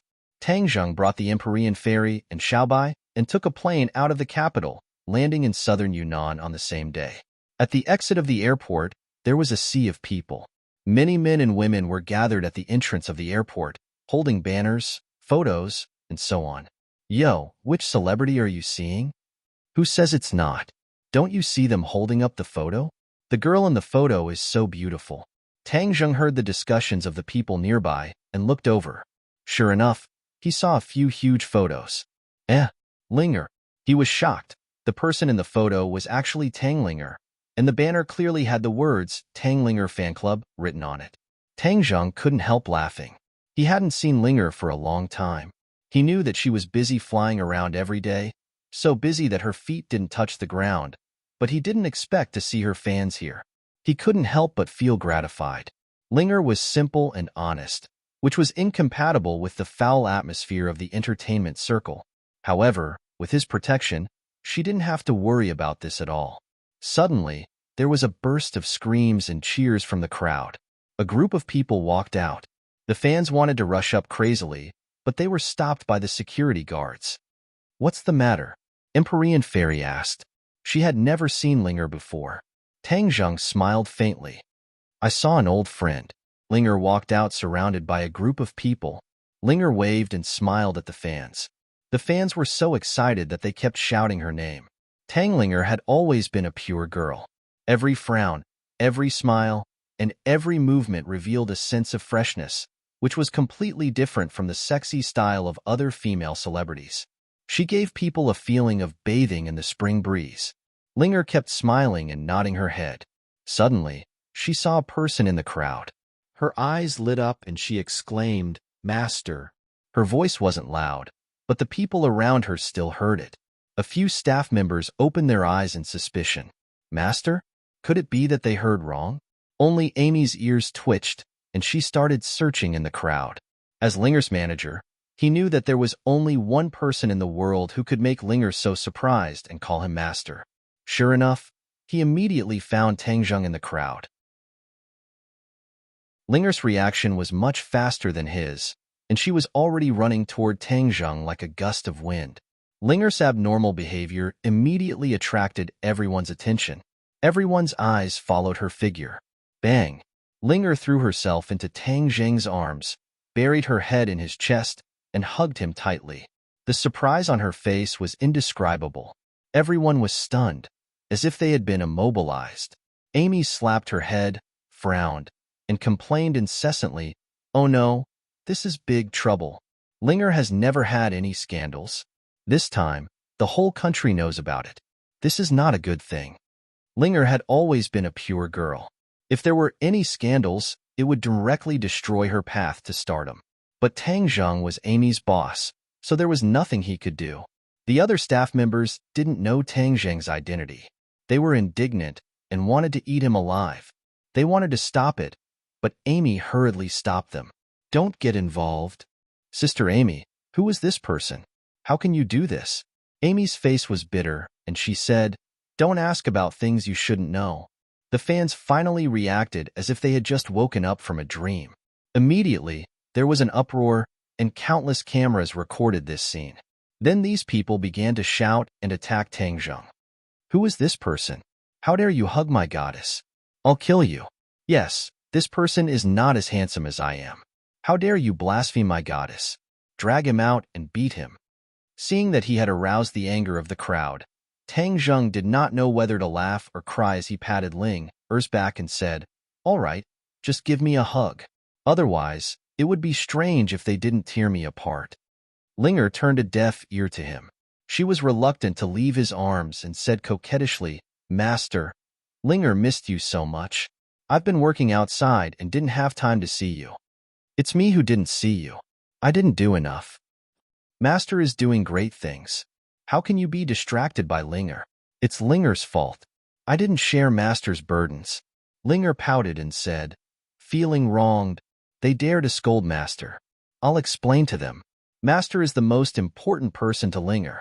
They can't scold him." Linger was indignant. Tang Zheng held her hand and said, "Linger, forget it. They are your fans. They have good intentions." Linger hesitated and nodded, Okay, I'll listen to Master. Let's leave here first.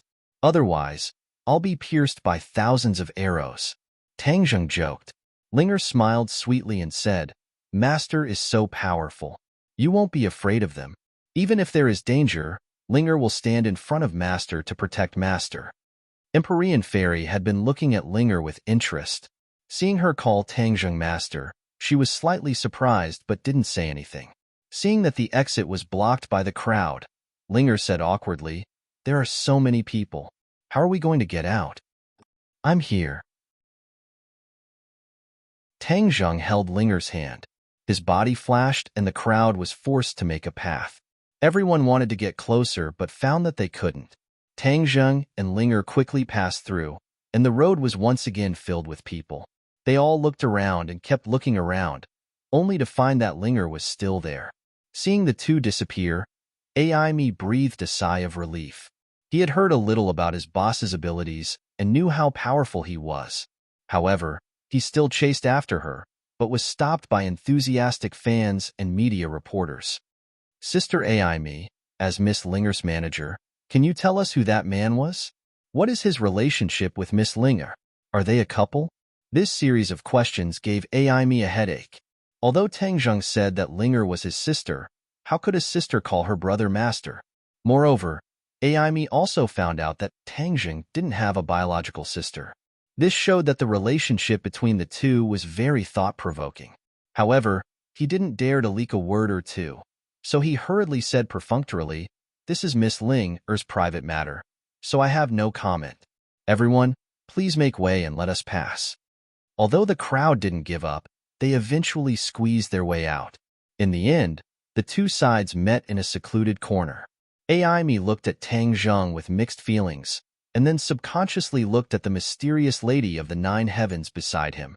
Immediately, she couldn't help but suck in a breath of cold air, and her eyes lit up like an incandescent light bulb. She exclaimed, Boss, the young lady beside you is too beautiful. She completely beats most of the current celebrities. No, she completely beats all of the current celebrities, of course, except for Linger. The last sentence was a bit untrue. In terms of beauty and temperament, the Empyrean Fairy definitely beats Linger. Linger was as pure as a fairy, but the Empyrean Fairy was the most beautiful of all fairies. Naturally, she overshadowed Linger. Aimi's heart was in turmoil. She thought that if this lady also entered the entertainment industry, then many of the other female celebrities wouldn't be able to compete. Those famous celebrities who boasted that they could captivate the birds and beasts, outshining the moon and putting the flowers to shame, were instantly outshone and turned into ugly ducklings. Only this one was worthy of being called a phoenix. The Empyrean Fairy had no reaction to Aimi's praise. She was expressionless. Instead, her eyes were constantly sizing up Linger. Linger was also quietly sizing up the Empyrean Fairy. She was a person transformed from a few hundred-years-old ginseng, so her senses were naturally sharper than others. She clearly felt that the overly beautiful woman beside her master was not simple.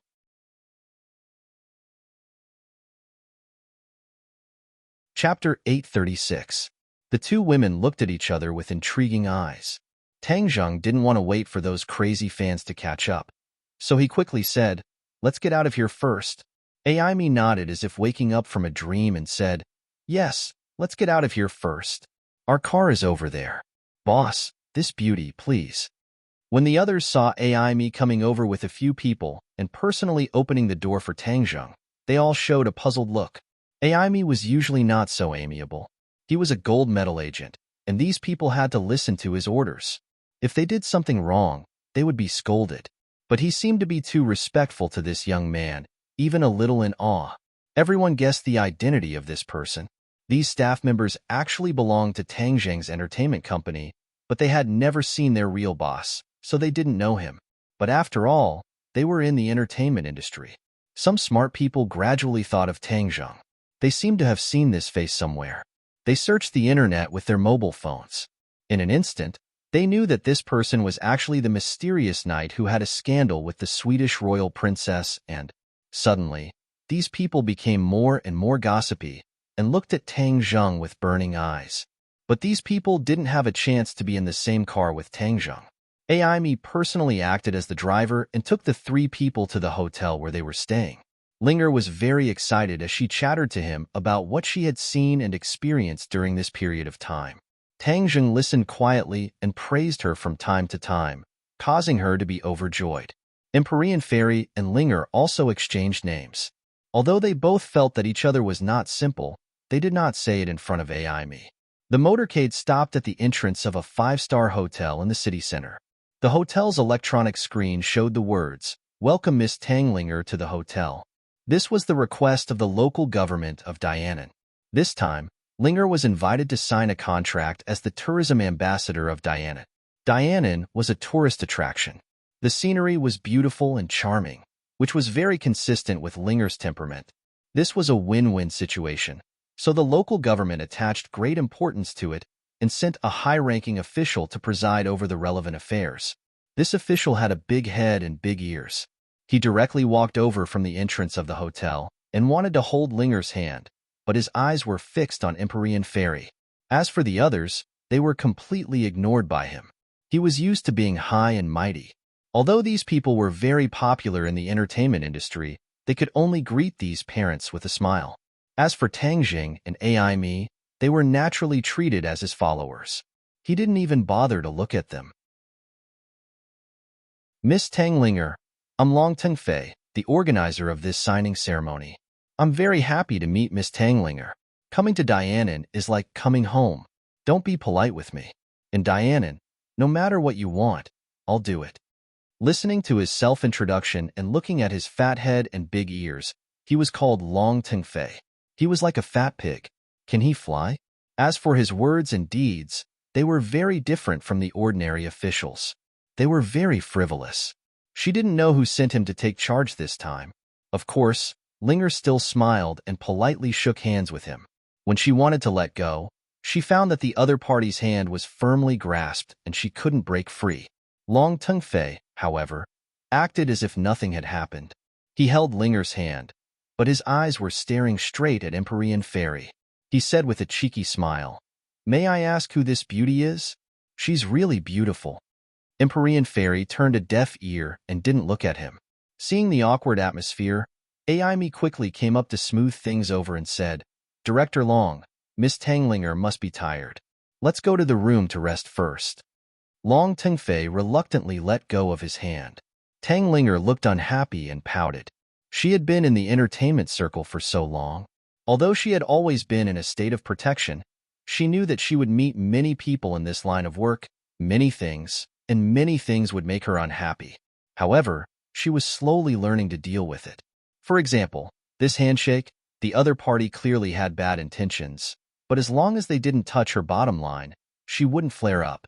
Tang Zheng really wanted to flare up just now. If Aimi hadn't acted according to the situation, Long Tengfei would have been lying on the ground. He didn't hide the disgust on his face. He agreed to let Linger enter the entertainment circle, but it wasn't for this kind of person to take advantage of her. Long Tengfei, also surnamed Long, only one word different from Long Tengyu. Could it be that he is also a member of the Long family in Dianan? Tang Zheng muttered. However, this person was completely different from Long Tengyu's jade tree. He had a fat head and big ears, and was completely like a fat pig. Back then, Long Tengyu was also taken advantage of by me, and even died in the end. You, a fat pig head, dare to have ideas about Linger. You're tired of living, I don't care who you are. Of course, Tang Jing wasn't a homicidal maniac. He wouldn't really kill Linger just because he shook hands with him. After all, Linger was a public figure, and there were many people who coveted her beauty. If he killed them all, he was afraid that even his war soul sword would be cut open. However, it was not appropriate to cause a ruckus at the entrance of the hotel, and it would have a bad impact on Linger. Thus, the group of people went upstairs. Long Tengfei's eyes would occasionally wander between Tang Linger and Empyrean Fairy, lingering on. The officials of Dianan had arranged a luxurious executive suite for Tang Linger. When the door was opened, Long Tengfei wanted to go in, but he was stopped by Tang Zheng. Seeing that his path was blocked, Long Tengfei raised his eyebrows and said angrily, "Get out of the way." Seeing that Tang Zheng was indifferent, the displeasure on Long Tingfei's face grew even stronger, and he said, Miss Linger, let your staff leave. We still have business to discuss. Can he afford to delay? Aimi stood awkwardly at the side, wanting to help, but was stopped by Tang Zheng's stern gaze. Tang Zheng narrowed his eyes, looked at Long Tingfei and berated. Scram! You dare to have ill intentions towards Linger. You must be tired of living.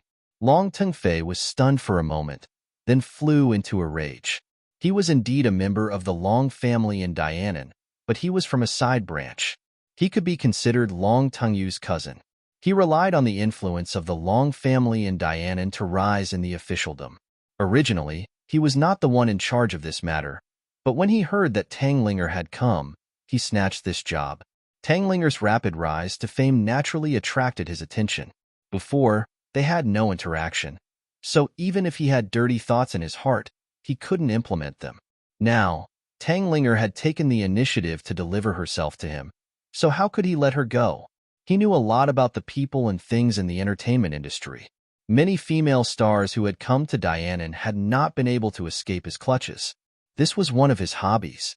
Looking at the usually high and mighty female stars lying under him on TV, he would feel an inexplicable sense of accomplishment and satisfaction. Therefore, he was never tired of it. This time, he extended his claws to Tang Linger. However, he never thought that he would have a bad start. Before he even started, he was ruined by a guy who didn't open his eyes. For such people, he thought that he had 100 ways to deal with them. Moreover, in front of beautiful women, especially two of the best beauties, of course, he would not hold back in the slightest. He thought that he was a bastard and roared, You blind guy, do you want to die? Why don't you ask around? In this Dianan, I, Long Tingfei, am a man of my word. If anyone dares to challenge me, be careful that I will not let you leave Dianan. He pointed out his power simply and rudely. Not only did he want to intimidate the boy in front of him, but he also wanted to intimidate the two beauties so that they would obediently bow down to his bastard aura and let him do whatever he wanted. Tang Zheng frowned. Originally, he wanted to call him back, but he didn't expect him to be so stubborn. Then he couldn't be blamed. Tang Zheng was too lazy to talk nonsense with him. With lightning speed, his huge body flew directly to the stairs at the end of the corridor. Then, with a muffled dong-dong-dong sound, he fell down the stairs and no longer made a sound. Suddenly, many people stared at him with their mouths agape, especially Long Tingfei's entourage. His face changed greatly. He pointed at Tang Zheng and finally squeezed out a sentence with difficulty. You dare to hurt Director Long. You wait and see. And you, this time, the image ambassador thing is over. Aimi wanted to say something but stopped. This cooperation was a win-win thing. If it was over, it would be a pity. However, Tang Zheng was present, so he had no right to speak. He could only be silent. Other colleagues didn't understand this. Seeing the group of officials flee, they all felt injustice and criticized. You are causing a lot of losses to Miss Tang Linger, do you know? Shut up. Aimi had already seen that Tang Zheng's face was very gloomy. She quickly shouted and stopped everyone. She smiled bitterly at Tang Zheng and Linger and said, Let's go into the room first. The other staff members were arranged to have their own rooms, while Tang Zheng, Linger, Empyrean Fairy, and Aimi entered the suite, leaving the others puzzled. Tang Zheng had been silent since he entered the room. His face was frighteningly dark. Aimi knew that Tang Zheng was protective of Linger, so she quickly took the initiative to admit her mistake. Boss, all of this is a misunderstanding. We didn't expect to encounter such a thing when we came to Dianan. Tang Zheng snorted and said, Didn't the company do the corresponding investigation when cooperating with people? If it wasn't for me, what would have happened to all of you? If anything were to happen to Ling who would be able to bear this responsibility? Aimi had never seen Tang Zheng so angry since she knew him. She was silent, lowered her head and said, This is the shortcoming of our work. Master, this is not Sister Aimi's fault. Sister Aimi is usually very good to me. She has blocked many things for me. Tang Linger couldn't bear it and pleaded for Aimi. Tang Zheng snorted and said, Since Linger pleaded for you, then I will not pursue it for the time being. But there will be no next time. If there is a next time, not only you, but the whole company will be fired. You should know who I set up that entertainment company for. Aimi was startled and remembered that Tang Zheng's original intention was to protect Linger. Otherwise, there was no need to set up this entertainment company. Later, the company developed very smoothly, and it signed a lot of artists. It was on the right track. But she didn't expect that Tang Zheng's thoughts were still the same. No matter how much profit this company could bring to him, the ultimate goal was still to protect Linger and make her happy. Everything else was secondary. The core of the whole company was Linger. If something happened to her, then there was no need for this company to exist. Aimi understood and couldn't help but have mixed feelings.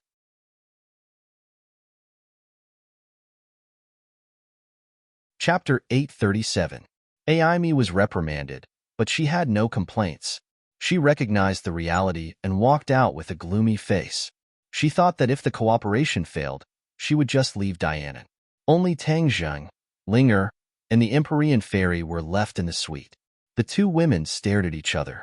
"You are a demon," the Empyrean fairy said in a shocking voice. It was not a question, but a statement. Linger was transformed from ginseng, so she was naturally a demon. However, she was simple and honest, which was different from ordinary demons. For example, most of the demons in the 100,000 Mountains were cruel and violent. Linger's eyelids twitched. She was very surprised. "How did you know?" She subconsciously looked at Tang Zheng, thinking that he had told her. Tang Zheng was also surprised. With his strength, he could not see through Linger's real identity. The Empyrean fairy was indeed not simple. She could see through her at a glance. Tang Zheng shook his head slightly. Linger realized that she had guessed wrong. She was shocked and stared at the Empyrean fairy. "Who are you?" This was the first time that Linger's real identity had been seen through. How could she not be shocked? "Linger, don't be nervous. She is a friend. She is already in the apotheosis realm. That's why she is so powerful. She also has a famous name, the Empyrean fairy. It's good that you know it, too. Don't tell others." Tang Zheng comforted. Since the Empyrean fairy had seen through Linger's real identity, Tang Zheng did not hide the Empyrean fairy's real identity from Linger. Empyrean fairy? Linger opened her eyes suspiciously. She tilted her head and thought for a while. She was still at a loss. Obviously, she did not know this name. "What is your real identity?" the Empyrean fairy asked. Although she could tell that Linger was a demon, she could not see through her true form. Linger was transformed from a 300-year-old ginseng. "I met her by chance," Tang Zheng said honestly. "So it's a small ginseng." The Empyrean fairy suddenly realized. Linger pouted and retorted, "I'm not a little ginseng. Linger has already grown up." Tang Zheng couldn't help but laugh. He patted Linger's head and comforted her. "That's right. Linger has already grown up. We're all together now, so don't be so conflicted. Be happy." "Master, what are you doing in Dianan this time?" Tang Zheng hesitated for a moment and said, "Something might have happened in the Grand Myriad Mountains. I want to go in and find out." Linger's eyes lit up and she eagerly said, "Master, I want to go too." "You want to go too?" Tang Zheng was slightly startled. "No, the Grand Myriad Mountains is too dangerous. You can't go." Although Linger was a demon, her cultivation was not high. Linger pouted and said with grievance, "Master, the Grand Myriad Mountains is in Dianan. It's not easy to meet them this time. It shows that this is fate. Just let me go." Besides, the tourism ambassador's job is almost done. I just happen to have time. Aren't you very busy? Linger stuck out her tongue. "I'm just taking a break from being busy. Master, Linger hasn't gone out to play for a long time. Besides, aren't there many demons in the Grand Myriad Mountains? Linger has never met a demon since she grew up." Seeing her delicate and pitiful appearance, Tang Zheng couldn't bear it. Linger hugged his arm and kept shaking it. His arm rubbed against her chest and waves of softness assaulted him. Tang Zheng's head shook and he subconsciously looked down. He actually found that her chest was quite large. Linger had really grown up. "Okay, I promise you. But you have to be obedient. Otherwise, I won't take you," Tang Zheng said seriously with a straight face. He and Linger had been separated for a long time. He could take advantage of this opportunity to stay together for a while. If they really encountered too much danger, he could put Linger into Sumeru world and there shouldn't be any problems. Linger was like a fairy. She happily jumped up and stood on her tiptoes. With a smack, she kissed Tang Zheng's face. Tang Zheng suddenly froze and was incomparably embarrassed. Master, did Linger make you unhappy? Seeing him like this, Linger asked helplessly. In the future, you are not allowed to randomly kiss people, Linger happily said. Linger will not randomly kiss people. Linger is not a bad girl. Linger will only kiss Master. Her temperament was similar to that of a child. Tang Zheng was secretly ashamed. His thoughts were not pure, and he thought too much. The Empyrean fairy stared at the two people. Especially Linger's words and actions, she finally believed that this little demon was not like other demons. Then when are we leaving? Linger impatiently asked. Tang Zheng looked out the window and found that it was already late. He said, "You must be tired.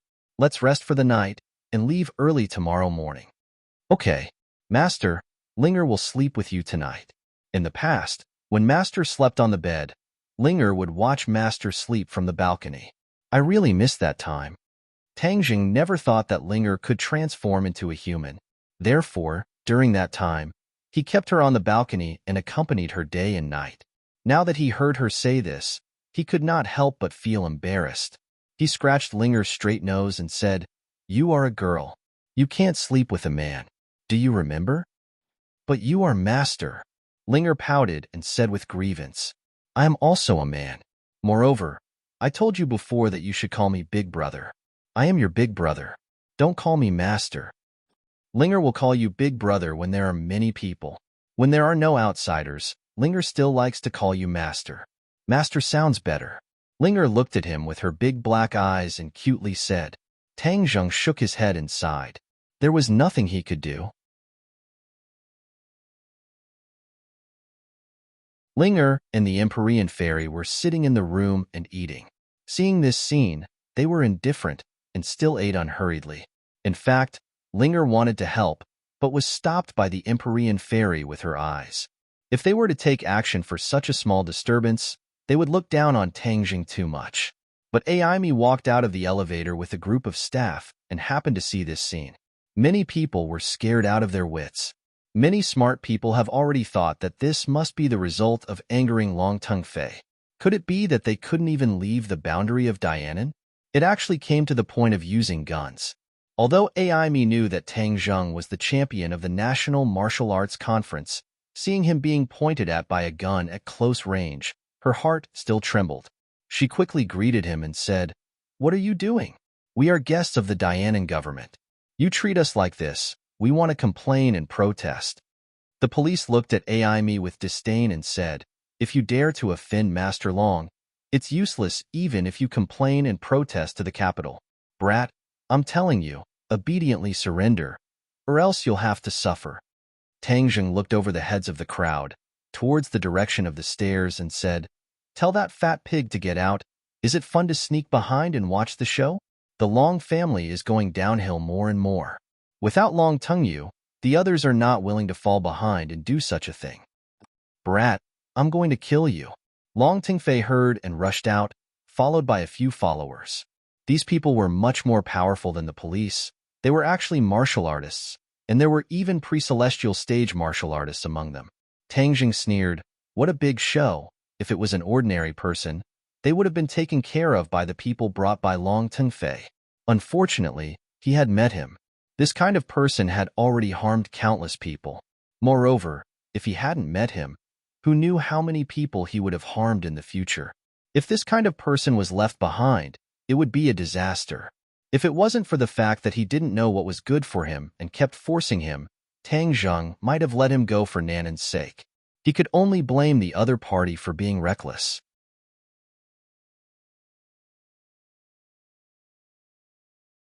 Chapter 838. Hearing Long Tongue Fei's angry roar, many people were so scared that they kept quiet out of fear, especially when they saw the black muzzle of the gun. Their hearts trembled and their bodies went weak.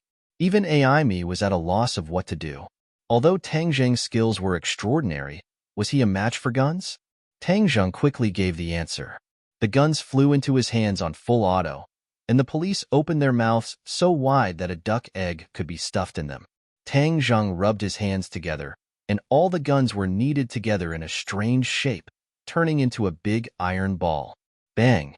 The sound of the metal ball landing on the ground was like a clap of thunder exploding in everyone's mind. Was this still the power of a human? All the policemen's faces had turned ashen, and they were scared out of their wits. When Tang Zheng's eyes swept over them, they were scared out of their wits. Some of them even fell on their butts. Long Tingfei was also shocked.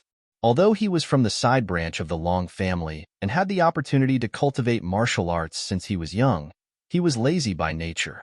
How could he be willing to suffer such hardships? Therefore, he didn't even know any martial arts. However, this did not hinder his knowledge. He was born in the Long family, so he naturally knew the strength of the warriors better than anyone else. When he saw Tang Zheng reveal this move, his expression changed greatly, and he said while trembling with fear, "You are martial artist?" Tang Zheng coldly snorted and could not be bothered with him. He grabbed with his hand and used the heaven-swallowing technique. Long Tingfei involuntarily flew towards Tang Zheng and landed in Tang Zheng's palm. Long Tingfei's blood-curdling screams were deafening. "This pig is so annoying. It's disturbing my rest." Tang Zheng scolded impatiently. He tapped on Long Tingfei's body, and he couldn't move at all. He could only stare at Tang Zheng in panic. When the others saw this strange scene, even the pre-celestial martial artists didn't have time to make a move before Long Tingfei was controlled. Everyone was shocked. Not only were they shocked by Tang Zheng's audacity, they were even more shocked by his strength. The few warriors looked at each other. They knew that if they did not do anything, they would not be able to report back. Thus, they all braced themselves and attacked Tang Zheng, shouting, "Put him down!" Tang Zheng glanced at the crowd indifferently. With a flick of his finger, a gust of wind blew, and the few people's bodies suddenly stiffened. They all fell to the ground, unable to move even a single step forward. They thought that even if of Tang Zheng's skills, they would still have the strength to fight with so many of their own. However, things were contrary to their wishes. Of a mantis, a chariot. Tang Zheng did not kill them. He only temporarily made them lose their fighting strength. He coldly glanced at them and said, "Go back and tell Long Xinyuan that the Dianan Long family has not taught their people well and allowed their people to run amok. I will clean up the house for him. If there is anything, feel free to find me." Tang Zheng was resolute and decisive, causing everyone's expression to change greatly. In the land of Dianan, he dared to directly challenge Long Xinyuan. Could it be that he was stupid? Otherwise, how could a normal person have such ambition and courage? Tang Zheng did not care about their thoughts and continued to speak. "I will not change my name and will not change my surname. Just tell Long Xinyuan that Tang Zheng helped him clean up the sect." With that, with a crisp crack, Long Tingfei's neck was broken, and he fell to the ground like a dead pig. Screams rose and fell, not only from the martial artists, but also from the police, as well as Aimi and the others. To personally kill someone in front of the police, this was definitely a huge courage. Could it be that he was not afraid of the police? Of course, Tang Zheng was not afraid. Just now, he had used the soul-searching technique to discover Long Tingyu's misdeeds. This person was lecherous and looked like a fat pig. Relying on the power in his hands, not only did he run amok in the unit, no one dared to provoke him, he even insulted his own colleagues. In the end, his colleague's husband came to him and even reported him to the disciplinary department. However, he used his own power to directly and quietly kill this couple, and the report also came to nothing. In addition, he used various methods to forcefully occupy many women. In short, his crimes were too numerous to be recorded, and even death could not wipe out his crimes. How could Tang Zheng let him go? If he let him go, with his identity and methods, he would not be punished at all. Then today, he would be a judge and directly give him the punishment he deserved. Aimi's colleague stared at Tang Zheng in horror, trembling in fear. Thinking back to how he had complained about Tang Zheng behind his back and said bad things about him, he couldn't help but feel a chill on his neck. Would he also be killed by him? As for those martial artists, after screaming, they could not hide the panic on their faces. This was a fear that was engraved in their bones. This was because the name Tang Zheng was like thunder to them. It was like a nightmare that had been lingering in their hearts for countless days. If Long Tingfei had asked for Tang Zheng's name from the beginning, when he heard these two words, he might not have been so reckless and arrogant. This was because everyone in the Long family knew that Long Tingyu's death was related to Tang Zheng. Even the Song and Chu families that had just been destroyed in the capital were related to him. This person was too powerful. With the current strength of the Long family, wanting to contend against him was no different from an egg striking a stone. Therefore, even though Long Xinyuan knew that his son's death was related to Tang Zheng, he could do nothing about it. Take this dead pig and scram. Tang Zheng berated. As if they had been pardoned, these martial artists carried Long Tingfei's corpse and disappeared along the stairs without looking back. They didn't even take the elevator. Tang Zheng's gaze turned and landed on the policeman. Immediately, they felt as if they had gone from the dog days of June to the dead of winter, and their entire bodies were emitting cold air. You are the people's police. You should protect the people, not help the tyrant and protect these nobles. Go, take care of yourself. After Tang Zheng reprimanded them, these people did not dare to refute. They watched Tang Zheng's actions with their own eyes. They had already realized that this youth in front of them was an existence even more powerful than the Long family, and was someone they did not dare to provoke. Thus, he quickly got up and left dejectedly. As for Aimi and the others, they looked at Tang Zheng from afar. They did not dare to approach him, nor did they dare to leave. Some of the timid girls were already sitting on the ground in fear. Their expressions were even uglier than crying. Tang Zheng turned his head to look. He knew that this incident had shocked them quite a bit. However, they all often followed Ling Er's team. Sometimes, it was necessary to frighten them and let them understand some things. It's okay.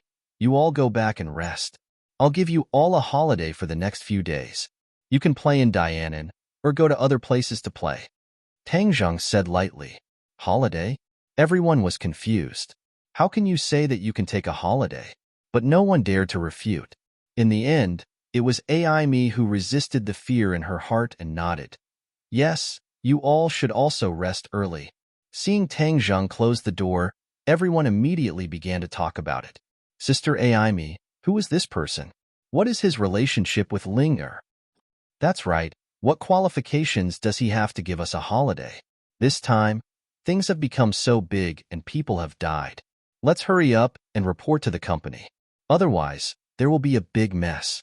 These people who mingled in the entertainment industry could be considered experienced and knowledgeable people, but everything that happened tonight still taught them an important lesson. Aimi recovered her spirit and sternly scolded, Don't cause trouble. If he says it's a holiday, then it's a holiday. Why? Because he is the boss. Aimi finally couldn't help but reveal Tang Zheng's true identity. Otherwise, these people would definitely ask endlessly. A boss? Everyone was shocked. Although there were occasional rumors that the real boss of the company was not Mu Hongyan, but someone else, they didn't expect him to be so young. This was the real overbearing president, decisive and decisive. The few girls who were scared to death just now immediately had stars in their eyes. However, some people were happy while others were sad. When Long Tingfei's body was transported back to the Long family, the huge Long family was shaken. The Long family did not only have Long Xuanyuan's family, but also many side branches. Long Tingfei's death caused all the side branches to gather at the Long family. They were aggressive and wanted Long Xinyuan to come forward and seek justice for Long Tingfei. When Long Xinyuan heard what happened and knew that it was Tang Zheng who did it, his mood instantly fell to the bottom. He was not angry. He had heard a little about Long Tingfei's usual actions, but there were many children of aristocratic families, and there were many good and bad children. Moreover, it was just a side branch child, so he didn't take it to heart. He didn't expect that this time he would kick an iron plate, Tang Zheng. This was the thing that gave him a headache. As for Long Tingfei's death, whether it was early or late, Long Xinyuan didn't care. Long Xinyuan was thinking, was this Tang Zheng deliberately coming to Dianan to stir up trouble for the Long family? Or was it really a coincidence? A coincidence? He snorted disdainfully, as he did not believe in coincidences. He believed that everyone's words and actions had a deep meaning and purpose, especially people like Tang Zheng. Moreover, Tang Zheng had just destroyed the Song and Chu families and was in high spirits. It was not ruled out that he wanted to strike while the iron was hot and clean up the Long family together. After all, both sides had long-cherished wishes. Thinking of this, Long Xinyuan couldn't sit still. Things were different now, and being remembered by Tang Zheng was not a good thing. Seeing a group of people chattering nonstop, wanting him to seek justice, he couldn't help but feel angry. With a bang, his palms slammed on the table, and the sound was like a thunderclap, causing everyone's ears to rumble. Justice? What kind of justice do you want? Don't you know what Teng Fei did on a daily basis? Have you elders ever said a single word about him? Now that he's dead, you want justice? Hearing Long Xuanyuan's question, everyone immediately stopped and looked at him in horror. They didn't know why he was so angry at his own people. Everyone was silent. Long Xinyuan took a deep breath and said, "You keep saying that you want to take revenge. That Tang Zheng is in the hotel. Do you want to go by yourselves?"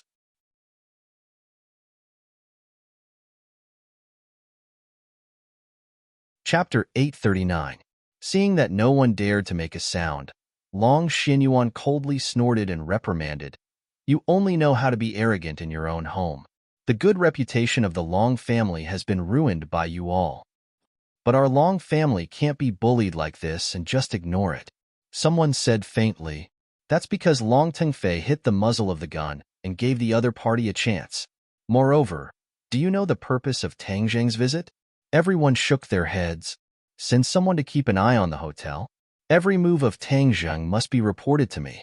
I want to know all their whereabouts in Dianan." Long Xinyuan pondered for a long time and made a decision. Seeing that Long Xinyuan hesitated for a long time and actually just bide his time and wait for the changes, many people felt dissatisfied and said, "Patriarch, isn't this too easy for him? You think it's too easy for him, right? Then you go find him for revenge, or you can find someone in the Long family who can fight with Tang Zheng." Long Xinyuan said in a bad mood. Tang Zheng's strength was outstanding. This was already a recognized fact.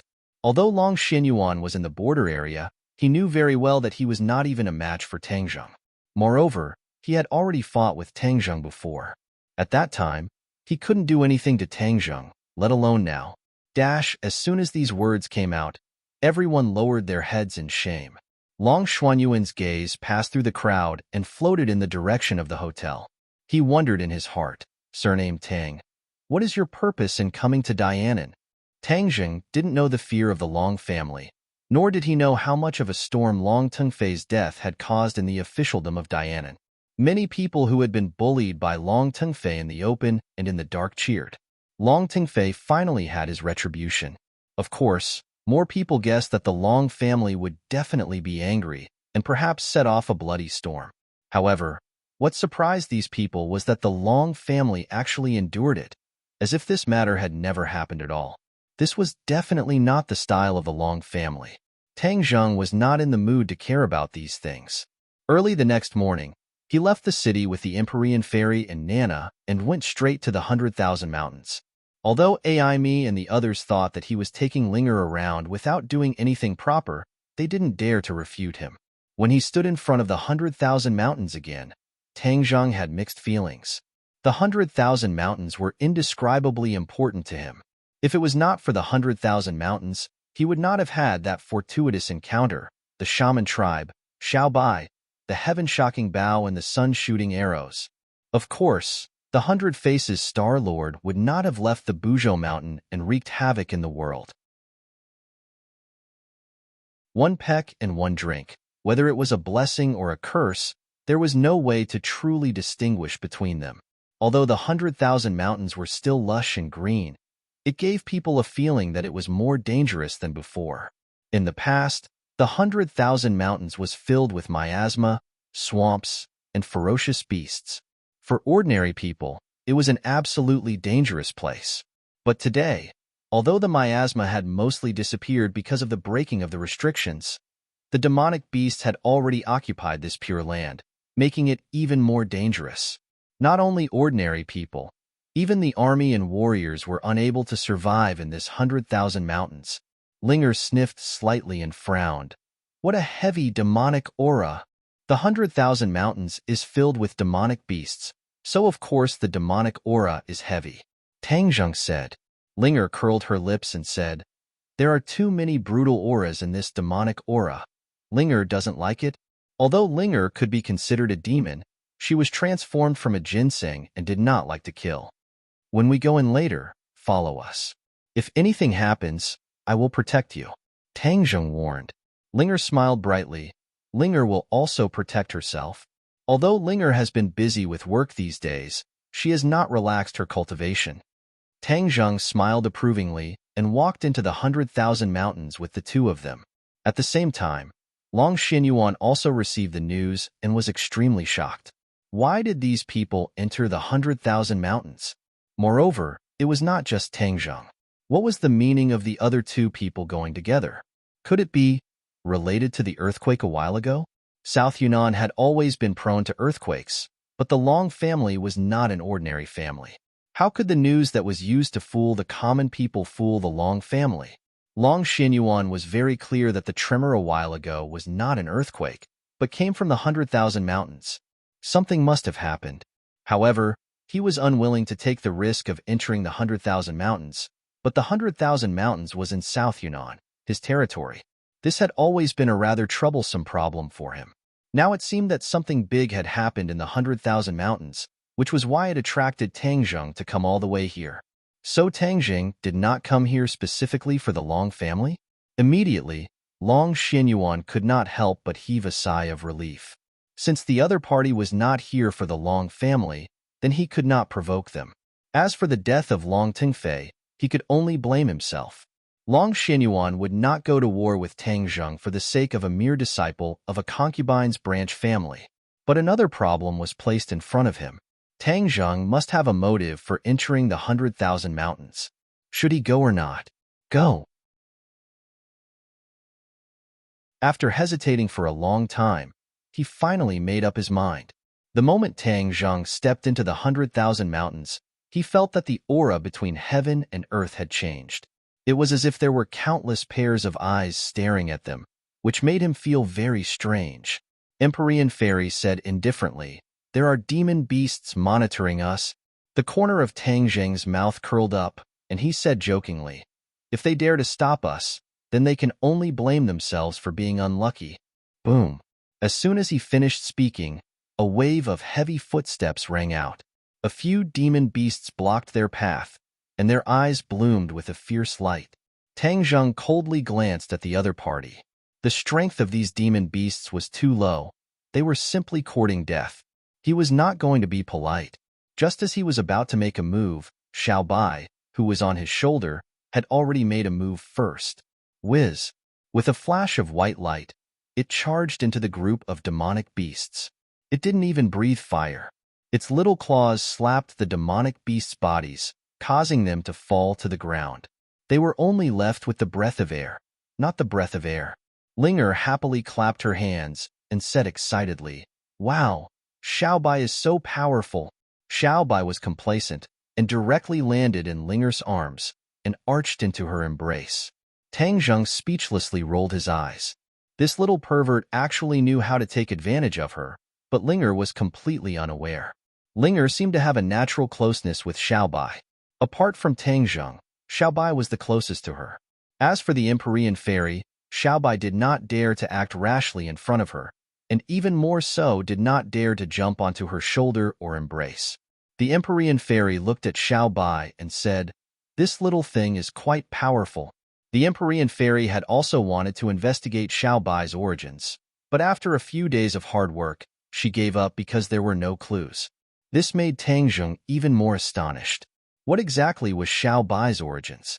Even the famous Empyrean Fairy did not know anything about him. The three of them advanced for a while and encountered a few more demonic beasts. Xiaobai did the same thing and eliminated the other party. After repeating this process, They actually encountered a few more waves of demonic beasts, and they gradually went deeper into the heart of the 100,000 mountains. Wait a minute. Suddenly, the Empyrean fairy called out. Tang Jing looked at her suspiciously and asked, "What's wrong? Didn't you notice another problem?"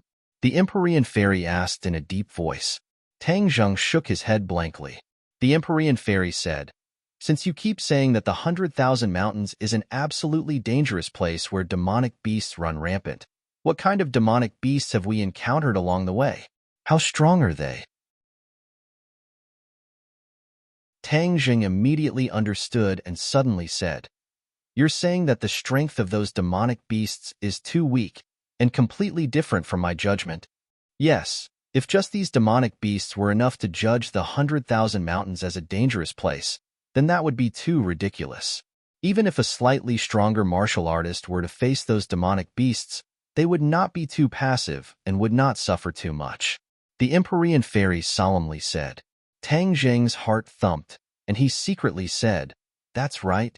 Su Yingtian once said that the National Security Bureau and the Dragon Group had sent people into the 100,000 mountains to investigate, but they did not return. Not long after they entered, they met with misfortune. The people of these two organizations were naturally not ordinary people, and they were completely annihilated as soon as they entered the 100,000 mountains. This showed that even the demonic beasts in the periphery were very strong. But the demonic beasts they encountered before could not be considered strong, and it was impossible for them to completely annihilate the people of the National Security Bureau or the Dragon Group. What did this mean? It meant that there was a world of difference between the defensive power of the demonic beasts in the past and now. Where did those powerful demonic beasts that were originally guarding the periphery of the 100,000 mountains go? Could this be related to the earthquake? Tang Jing shook his head, unable to guess the reason. No matter what happens here, we have to have a goal. We can't wander around the 100,000 mountains blindly. After all, this is the 100,000 mountains, and the area is vast. If we don't have a goal, it would simply be a waste of time, the Empyrean fairy reminded. Tang Jing muttered to himself for a moment, then said, "Let's go to the prehistoric heavenly tomb." The prehistoric heavenly tomb was the core area of the 100,000 mountains. Not only were there countless mysterious tombs, there was also the Buzhou Mountain. This became Tang Jing's first choice of destination. If anything were to happen in the 100,000 mountains, the prehistoric heavenly tomb would be the most likely place. The Empyrean fairy didn't know what was inside the 100,000 mountains, so she could only agree. Although the Empyrean fairy was also someone from thousands of years ago, the 100,000 mountains had been sealed for who knows how many years. Even she did not know what was inside, and had never stepped into this place before. Therefore, she could only accept Tang Jing's suggestion and quickly rush to the prehistoric heavenly tomb with him. There were no outsiders here, so their speed was extremely fast. Sometimes, they would even walk on air, looking extremely carefree. They only used half a day to arrive in front of the prehistoric heavenly tomb. The gigantic black stone tablet stood in front of them, still giving off a strong sense of shock. "This stone tablet is poisonous. Don't touch it," Tang Jing reminded.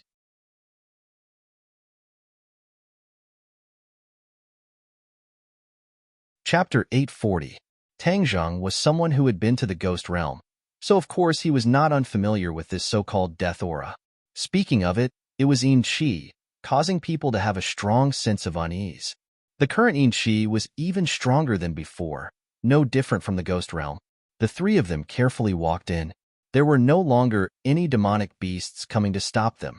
Looking around, it was quiet, deathly silent. Boom, boom, boom. Suddenly, a loud sound came from afar. The three of them were startled and subconsciously stopped in their tracks. Looking up, they saw black clouds pressing down on them. The sky was extremely low, as if they could reach it with their hands, giving off a very oppressive feeling. Their pupils constricted, and they couldn't help but cry out in alarm. "Giant!" The sound of rapid breathing rang out in the deathly silent tomb. It was exceptionally ear-piercing, causing one's nerves to involuntarily tense up. In the distance, a giant that towered into the clouds stood between heaven and earth. This person was hundreds of meters tall, equivalent to a small mountain. Although Tang Zheng had seen the size of the four symbols venerable before, he was still shocked by this giant. This giant was several times taller than the four symbols venerable. Furthermore, it was not a stone statue, but a living person. Tang Zheng had never thought that there would be giants in this world. Furthermore, infinity was so huge that it made ordinary humans feel insignificant. The 9 heavens maiden's frown deepened. She murmured to herself, "It is said that the giant tribe did exist in ancient times. However, the giant tribe was small in number.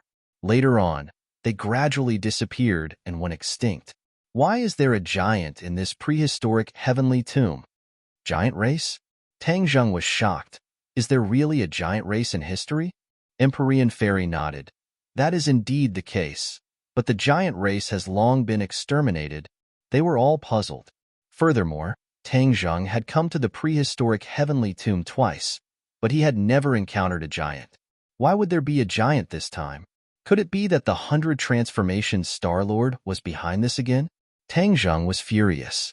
Just how many more tricks did this 100 Transformations Star-Lord have up his sleeves? Roar! The giant roared towards the sky, the sound waves spreading in all directions. The black clouds in the sky were blown apart, but they quickly gathered together. Boom! The giant raised his foot and placed it on the ground. The ground trembled as if there was an earthquake. However, it was clear that this tremor was completely different from the earthquake that was rumored in the outside world. This tremor was far less intense than that one, and it could only be felt on the ground nearby. It definitely wouldn't spread beyond the 100,000 mountains. The giant walked deeper into the desolate heavenly tomb with large strides. The three of them immediately looked in that direction. However, the sky was dark and they couldn't see clearly, but Tang Zheng knew that it was the direction of Mount Buzhou. "Let's follow them," Tang Zheng hurriedly said, and then chased after him. The Empyrean Fairy opened her eyes wide in curiosity when she saw the numerous tombstones in front of her. However, she soon discovered something strange and cried out, "These tombstones have all been opened." All of Tang Zheng's attention was on the giant. When he heard this, he quickly looked over. Sure enough, these tombs were all broken open, leaving behind large pits, but there was nothing in the tombs. Tang Zheng suddenly remembered the tomb of the Beast King. The Beast King was almost resurrected, and if not for Xiao Bai's help, the Beast King would have really been resurrected. These tombs were empty. Could it be that the people who were buried here had also been resurrected? With that thought, Tang Zheng's entire body turned cold, and his heartstrings trembled. If that was really the case, then it would be too terrifying. The people buried in this desolate heavenly tomb were all powerful figures from the ancient era. If they were to revive, then the balance of power in this world would be completely broken. Ordinary people would not be able to resist these experts at all. They would only be sending themselves to their deaths. It can't be.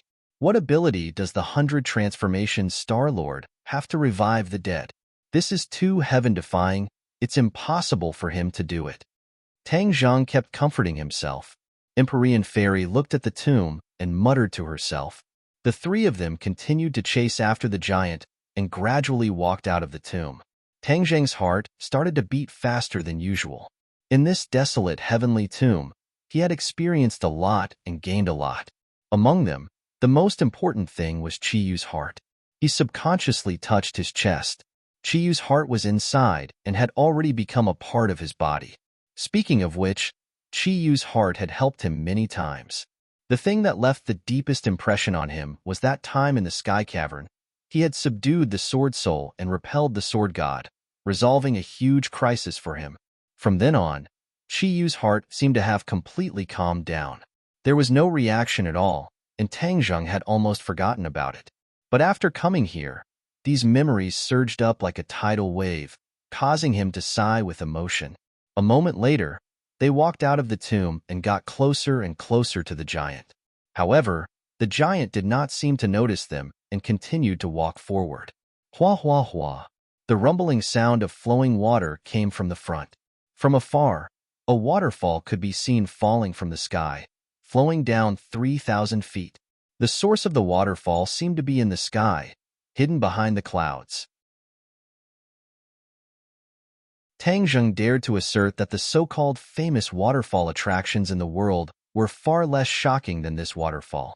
The waterfall was not wide, but the water that flowed down had a strong impact. It did not fall to the ground, but instead fell into a huge canyon. The last time Tang Zheng went to the Buzhou mountain, he did not pass by this place, so he did not know that there was such a place. Pay attention to that canyon. Empyrean Fairy's expression turned cold as she reminded him. Tang Zheng was shocked. He immediately looked over and saw that the canyon was filled with a black fog, which enveloped the top of the canyon. The river water directly passed through the black qi and fell into the canyon. Tang Zheng was not unfamiliar with the black qi. It was yin qi, and the yin qi here was actually even stronger than the ghost realm. This made Tang Zheng puzzled. What was the bottom of the canyon? Why was there such a strong yin qi gathered? If an ordinary person breathed in a little of this yin qi, they would have horrible illusions and be scared to death. The giant stopped and stood at the edge of the cliff. He lowered his head and let out a shocking roar toward the bottom of the canyon. Roar. Like a sudden clap of thunder, the mist-liking energy was immediately blown away. What is he doing? Tang Zheng asked in confusion. Empyrean Fairy listened carefully and suddenly shouted, "There is movement below the canyon." Movement? Could it be something else? Tang Zheng was shocked. There was no lack of surprises today. This canyon is long enough. Let's stay away from the giant and go to the edge of the canyon to see what is going on below. This was exactly what Empyrean Fairy wanted. So the three of them carefully avoided the giant and walked toward the canyon. Ling Er's expression had become extremely unnatural. This was the first time she had encountered such a dangerous and exciting thing since she was a child. She could not help but be a little flustered. Tang Zheng noticed her strangeness and quickly held her hand and comforted her. Ling don't be afraid. I am here. Ling opened her eyes wide and smiled sweetly. She nodded and said, Ling will listen to Master. With Master here, Ling is not afraid. The three of them finally quietly came to the edge of the canyon and looked down. The light was very dim, but they could vaguely see something climbing up the cliff. Something is climbing up. The three of them looked at each other and saw the horror in each other's eyes. What kind of thing would climb out of this gloomy canyon? They were afraid that it was not something good. Tang Zheng quickly circulated his true qi, and his eyes lit up. His vision was finally better, and he could finally distinguish what those things were. Demonic beasts. Those are actually demonic beasts.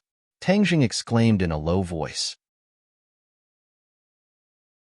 These demonic beasts were obviously more powerful than the ones they had encountered before, and not just by a little bit. Could it be that all the powerful demonic beasts in the 100,000 mountains had run to this canyon? This was probably the case. But why did the demonic beasts go to the canyon? This should be related to the 100 Faces Star-Lord.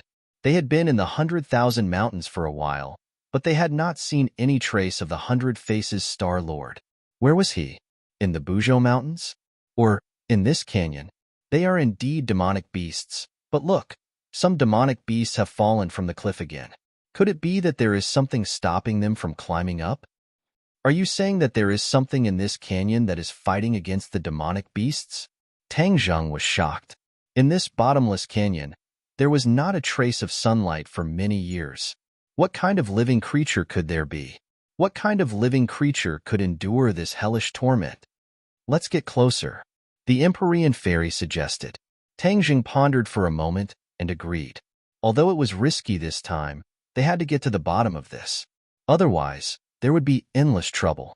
The three of them quietly moved in the direction of the giant, which was closer to the location of the demonic beasts. They stopped again and found a new situation. The demonic beasts were actually tied with iron chains. The iron chains extended along the cliff into the canyon and disappeared into the darkness. The iron chains were straight. Obviously, there was a strong force on the other end. The demonic beasts crawled up with great difficulty, as if they were resisting the force on the other end of the iron chains. What is it? They could already be sure that there was something on the other end of the iron chains, but they were not sure what it was. Whoosh, whoosh, whoosh, whoosh. Demonic beasts constantly flew from the cliff and were pulled down into the canyon abyss. However, the other demonic beasts continued to persevere and climb up bit by bit. The giant stared at all this with a pair of huge eyes. Suddenly, he found that more and more demonic beasts were falling down.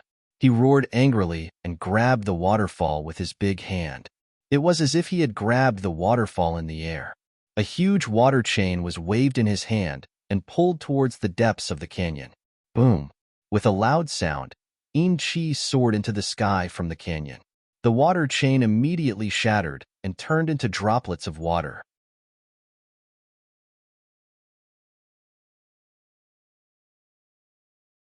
Chapter 841. At the bottom of the canyon, in the darkness, a huge object gradually emerged from the strong Chi. Tang Zheng and the other two stared at it without blinking. Bronze coffin. What a big bronze coffin! Tang Zheng was shocked and couldn't help but exclaim. The bronze coffin was about 100 meters long and dozens of meters wide, almost the same size as the huge canyon. The bronze coffin was tied with pitch-black iron chains, and the other end was tied to the demonic beasts. It turned out that so many demonic beasts were tied to the chains to drag the bronze coffin out of the canyon. What was in the bronze coffin? A dead person? Was there a need for such a big coffin? One had to know that even the coffin of the first Emperor Qin Shi Huang was mediocre and could not be compared to this thing in front of him. Who was the person in the coffin? Tang Zheng couldn't imagine it. As for the purpose of the demonic beasts dragging the bronze coffin, he couldn't guess. Roar! Roar! Suddenly, a strange roar sounded from the abyss of the canyon. A strong Chi blew away the tornado and directly wrapped around the bronze coffin. The demonic beasts were stunned and had to stop. Tang Zheng could clearly see that the land of darkness was emitting waves of black qi that soared into the sky. At the same time, another white light also soared into the sky. White bones. Taking a closer look, the white light turned out to be white bones, like the bones left behind after a rotten corpse. These bones did not fall apart. Instead, they gathered together, as if they were a single person. They trembled with the black light without fear. Tang Zheng was suddenly enlightened, and suddenly remembered the empty graves he saw earlier. Could it be that these white bones crawled out from those graves? To be able to make the white bones move like a person, it was enough to show that the spell was strange and powerful. Perhaps all of this was related to the 100 Faces Star Lord. Tang Zheng looked around, trying to find the traces of the 100 Faces Star Lord. But in the end, he found that it was in vain. Why was the 100 Faces Star Lord absent from such an important scene? He liked to play, so he shouldn't miss this scene. Those black lights did not have a concrete shape at all. They transformed into all kinds of strange shapes and clashed with the piles of white bones. Once the white bone was wrapped in the black light, it would not take long for the bone to turn black and fall apart. This meant that the black gas was extremely powerful. He didn't know what it was. The black light dragged white bones, and the demonic beast immediately regained its ability to move, dragging the coffin and climbing up. The giant suddenly roared and grabbed the waterfall that seemed to be falling from the sky. A white water chain was formed again and was thrown into the canyon. Boom! The water chains shattered the black gas. The demonic beasts were overjoyed. Taking advantage of this gap, they quickly climbed up. Some demonic beasts finally climbed out of the canyon. These demonic beasts were obviously more vigilant than the giants. When the demonic beasts climbed up, they immediately noticed Tang Zheng and the others. Roar! The demonic beast roared angrily. The giant looked down upon them, and its huge eyes immediately locked onto the three of them. Whoosh! The water chains danced in the air and flew out of the canyon, directly attacking Tang Zheng and the others. Tang Zheng did not dare to wait for death. He hurriedly took out his War Soul sword. The bright sword light collided with the water chains. The water chains exploded, and Tang Zheng flipped several times in the air before he could stabilize his body. Tang Zheng was shocked. He was the only one who knew the power of this attack. This seemingly casual attack was definitely the killing power of a golden elixir realm cultivator. If he hadn't been careless, he would have suffered a great loss. Seeing that Tang Zheng was safe and sound, the giant raised its foot and stomped over. Tang Zheng somersaulted in the air and dodged. The place where the giant foot landed, rocks flew and dust rose, creating a large crater. Tang Jing knew the killing power of this kind of big guy. The four symbols venerable was a big guy. In actual combat, they often had the upper hand by virtue of their size. Unfortunately, the four symbols venerable was damaged and could no longer be used. Tang Jing tried his best, but he couldn't repair the four symbols venerable. Since the first attack did not hit, the giant continued to attack Tang Jing. Tang Jing relied on his nimble life to shuttle back and forth, dodging the attacks by a hair's breadth each time. Without the giant holding them back, the situation in the canyon changed. The strange black gas gradually gained the upper hand. More and more white bones were dyed black and turned into bone dust. The demonic beast roared again and again. It tried to pull the bronze coffin up, but it also failed. The two sides were in a stalemate. Loud sounds came from the bottom of the canyon. The mountain shook and huge rocks fell from both sides of the canyon. Giant, what are you waiting for? Hurry up and pull the bronze coffin up. An angry roar came from the bottom of the canyon. Tang Jing was stunned. This voice was all too familiar. It was the 100 Faces Star-Lord. It turned out that the 100 Faces Star-Lord had gone down to the bottom of the canyon. Hearing the 100 Faces Star-Lord's voice, Tang Jing didn't hesitate. No matter what was in the bronze coffin, since the 100 Faces Star-Lord wanted to pull it out, he had to stop him. Fu Yao, stop them! Tang Jing shouted. Although the mysterious maiden of the 9 heavens was also very curious about what was inside the bronze coffin and even wanted to find out, after hearing Tang Jing's words, she forcefully suppressed the curiosity in her heart. Her figure flashed, and she kicked the demonic beasts that were climbing up the cliff. These demonic beasts were resisting the huge force coming from the other side. They couldn't resist the Empyrean fairy at all. They were fish on the chopping board, waiting to be slaughtered. In fact, even if they didn't divert their attention, they wouldn't be a match for the Empyrean fairy. As for Ling although she was still afraid, when she saw Tang Jing and the Empyrean fairy joining the battle, she didn't want to fall behind. She rushed towards the demonic beasts. Fortunately, these demonic beasts were restrained by the bronze coffin. Otherwise, Ling would be at a great disadvantage. Ling didn't have any Dharma treasures. Her tender fists were also very powerful. She forced a few demonic beasts down the cliff. Hearing the 100 Faces Star-Lord's urging, the giant's attack power increased sharply. Tang Jing's situation wasn't optimistic, but the Empyrean fairy finally made her move against the giant. Boom! The giant took a series of punches from the Empyrean fairy and fell straight down the canyon. Tang Jing was shocked. This was the difference between the Golden Elixir realm and the Incarnation realm. It was an insurmountable gap. The giant fell and hit the bronze coffin. The demonic beasts struggling on the cliff were all knocked down the cliff by the impact. Who is it? The 100 Faces Star-Lord roared. Obviously, he also knew that someone was coming. Tang Jing sneered, but did not reply. He only looked down at the canyon from above.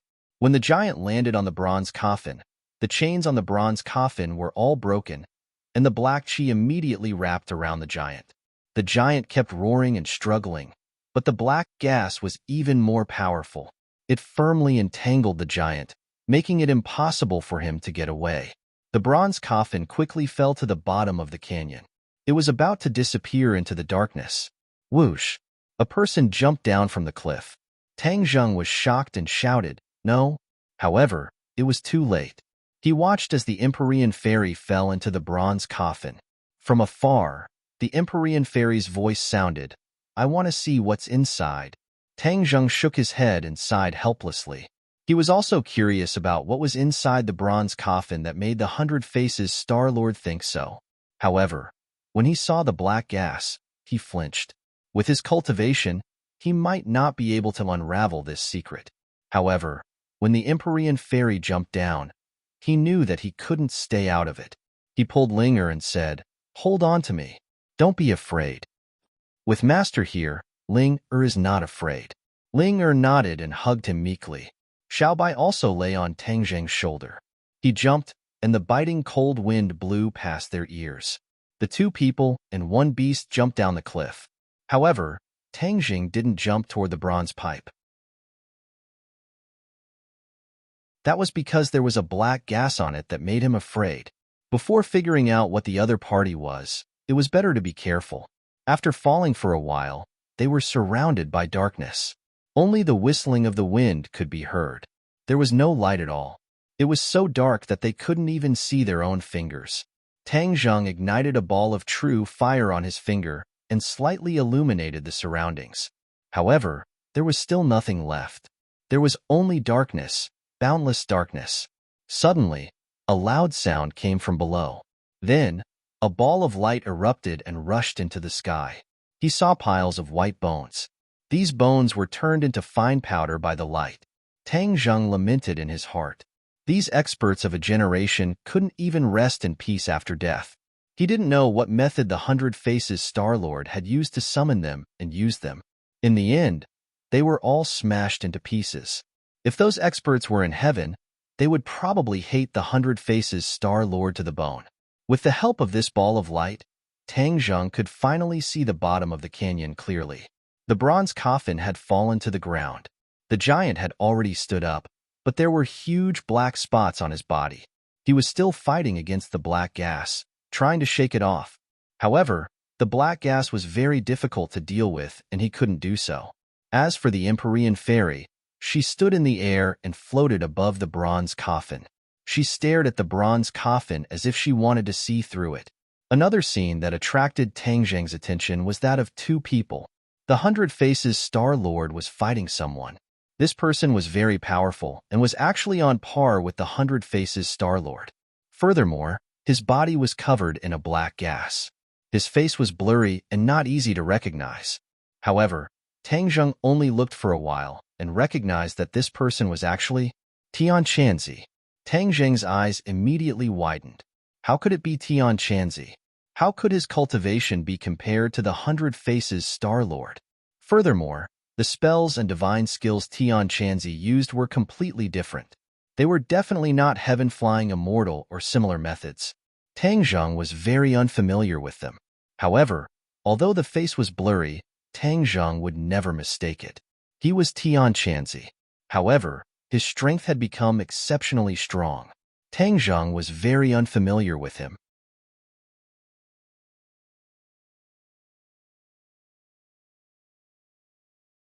Chapter 842. Tang Zheng felt that it was unimaginable, as if he was dreaming. Could it be that Tian Chanzi had hidden his strength before, and this was the real him? No way. If he had been so powerful from the start, he would not have been controlled by 100 Change Star-Lord in Mount Buzhou and almost lost his life. Tian Chanzi had disappeared for so long. Could it be that some fortuitous encounter had happened to him during this period of time, and that was why his strength had increased by leaps and bounds? But this was too exaggerated. There was a certain limit to the increase of one's cultivation, and it was impossible to increase by too much without a limit. There must be a demon behind this abnormality. Tang Zheng felt that something unknown must have happened during this period of time. Empyrean Fairy also saw Tian Chanzi and frowned suspiciously. She had fought with Tian Chanzi before and was very clear about his strength. Looking at his current strength, her heart was also stirred up, and she muttered to herself. Tian Chanzi did not say a word and ignored Tang Zheng as if he was a stranger. In his eyes, there was only 100 Change Star-Lord, and each of his moves was incomparably fierce. The bottom of the canyon was turned upside down, rocks swirled in the air, and Yin-Chi soared to the sky. The ground was already covered with the corpses of demonic beasts, and there were also piles of white bones. It was like hell on earth, and coupled with the environment where the Yin-Chi roared, it was really frightening. Integral Ling could not help but tremble and said, "Master, what's wrong with him? Why does Ling feel that I don't recognize him?" Ling perception was sharp, and her temperament was simple, so she made the most direct judgment. Tang Zheng shivered and thought that Ling was right. However, the most important thing now was not to find out what had happened to Tian Chanzi, but to deal with 100 Change Star-Lord. 100 Change Star-Lord also saw Tang Zheng, and his pupil shrank and said, "So it's you. The demon race's attack in the sea must have something to do with you, right?" Seeing that 100 Change Star-Lord recognized him, Tang Zheng nodded naturally and said, "So what?"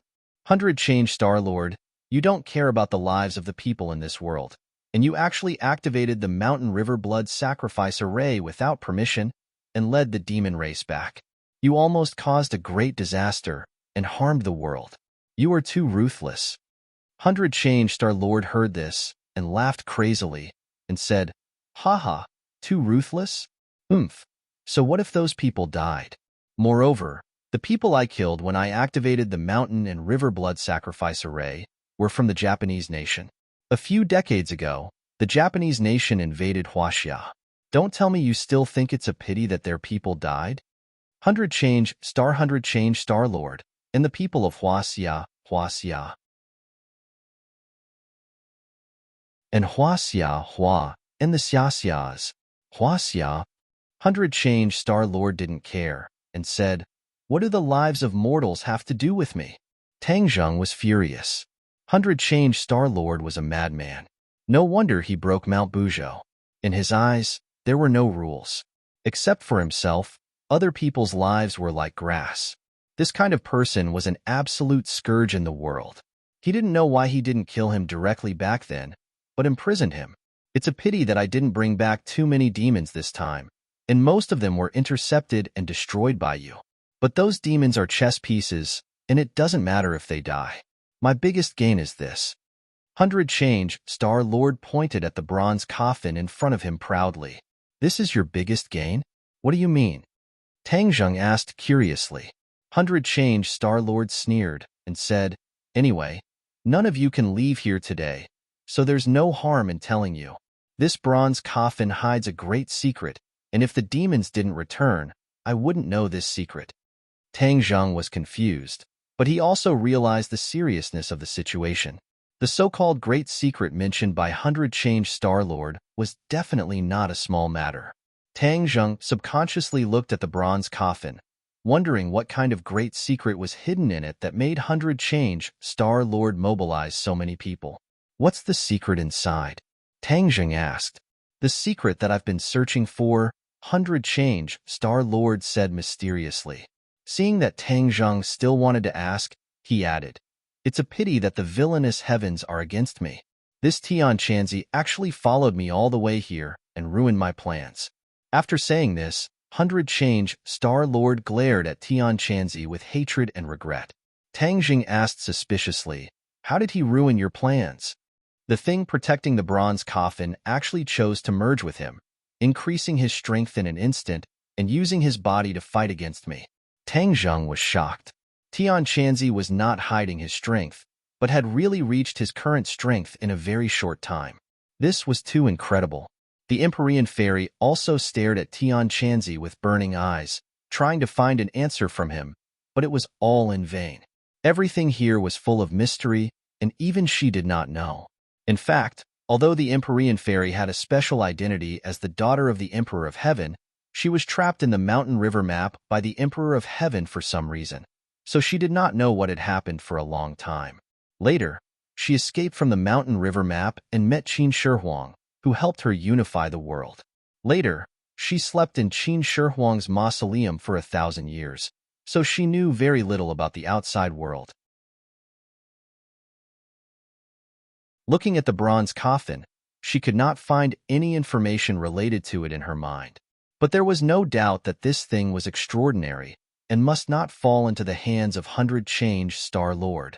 But as long as I open the bronze coffin, that power will naturally disappear, and he will no longer be a threat to me, 100 Change Star Lord said complacently. Roar! Tian Chanzi let out a roar and attacked 100 Change Star Lord again, who quickly dodged. Tian Chanzi, can you hear me? Looking at Tian Chanzi's crazy appearance, Tang Zheng wanted to know what had happened to him. 100 Change Star Lord said that Tian Chanzi was being controlled, but what was controlling him? I want to know all these questions, so I called Tian Chanzi to see if he can answer. However, Tian Chanzi turned a deaf ear and continued to attack 100 Change Star Lord fiercely. Ha ha ha, you still want him to answer? He is already being controlled, just like a walking corpse. How can he answer your questions? 100 Change Star Lord laughed disdainfully. Tang Zheng's heart skipped a beat. The words walking corpse fiercely provoked him. Although he often bickered with Tian Chanzi, the two had deep feelings for each other. If not for Tian Chanzi, Tang Zheng would not have everything he had today. He was afraid that he would have failed the college entrance exam and then exploded and died at the age of 20. Therefore, he and Tian Chanzi had saved each other's lives. They were both very important people in each other's lives, and this kind of relationship could not be cut off. Tang Jing suddenly turned to Empyrean Fairy and asked, "Is there a way for him to recover?" Empyrean Fairy also stared at Tian Chanzi and said, "Didn't Hundred Change Star Lord say that as long as we open the bronze coffin, the power in his body will disappear? Then let's open the bronze coffin." Tang Zheng took a deep look at the bronze coffin. Although this suggestion was very risky, there was no other way. This was the only way to survive. He was willing to take this risk for Tian Chanzi. Hundred Change Star Lord was entangled by Tian Chanzi. Hearing this, his face suddenly changed, and his thin body let out a hysterical roar. "Don't open the bronze coffin. It's mine. Don't even think about touching it." Tang Zheng sneered and said, "You can't even protect yourself. What ability do you have to stop us?" Hundred Change Star Lord was furious and shouted at the giant, "I didn't resurrect you to let you watch a good show. Stop them at all costs." Roar. The giant let out a long roar. Although it was still entangled by the black gas, it still rushed toward Empyrean Fairy without hesitation. Just now, he had suffered losses from Empyrean Fairy, so this time he was extra careful. Empyrean Fairy did not show any abnormality and slowly landed. Bang! She stepped on the bronze coffin. The black gas on the bronze coffin quickly retreated in all directions, as if it had met its nemesis. Huh! Not only Tang Zheng, but also Empyrean Fairy stared at her feet in surprise. She was already prepared to fight against the black gas. Now that she was stuck there, the black gas would not hurt her. Hundred Change Star Lord's face suddenly changed, and he exclaimed, "Impossible! How did you do this? Who on earth are you?" Tang Zheng laughed and said sarcastically, "Didn't you say that no one could open my bronze coffin? Now it seems that is not necessarily true." Hundred Change Star Lord rolled his eyes and said angrily, "If you want to die, open it." "What do you mean?" Tang Zheng and Empyrean Fairy were stunned and stopped moving subconsciously. "There is something very dangerous inside. Except for me, everyone else will die." Hundred Change Star Lord said solemnly. Tang Zheng and Empyrean Fairy looked at each other and shook their heads at the same time. "We don't believe you. Stop him." Hundred Change Star Lord roared. The giant finally stood up and attacked Empyrean Fairy. The Empyrean Fairy had already figured out the giant's combat strength, so she was not afraid. Her every move made the giant flustered, and the cliff of the canyon shook, causing rocks to fall. Hundred Change Star Lord was burning with anxiety as he looked at the battered and exhausted giant. However, he could do nothing as he looked at the corpses of the demonic beasts and the white bones on the ground. Seeing that the Heaven Monk was closing in again, the 100 Transformations Star Lord roared. Both of his hands pressed down in the air. Bang, bang, bang. The corpses of the demonic beasts actually exploded, turning into a bloody mist, and the blood quickly gathered towards the 100 Transformations Star Lord. He grabbed the air with his hands, and the blood mist turned into bloody claws. Puff, puff, puff. The bloody claws left many wounds on Tian Chanzi's body, and some of them were so deep that his bones could be seen. However, Tian Chanzi did not feel anything and continued to attack 100 Change Star Lord. "Humph, you are courting death. Now, I will use up a lot of my power to defeat you and stop those people." 100 Change Star Lord made up his mind. Once the bloody claws were formed, their power increased greatly. The sky was filled with bloody claws, and Tian Chanzi was at a disadvantage. His body was also dyed red. Tang Zheng looked at the scene, but there was nothing he could do. He focused on the bronze coffin.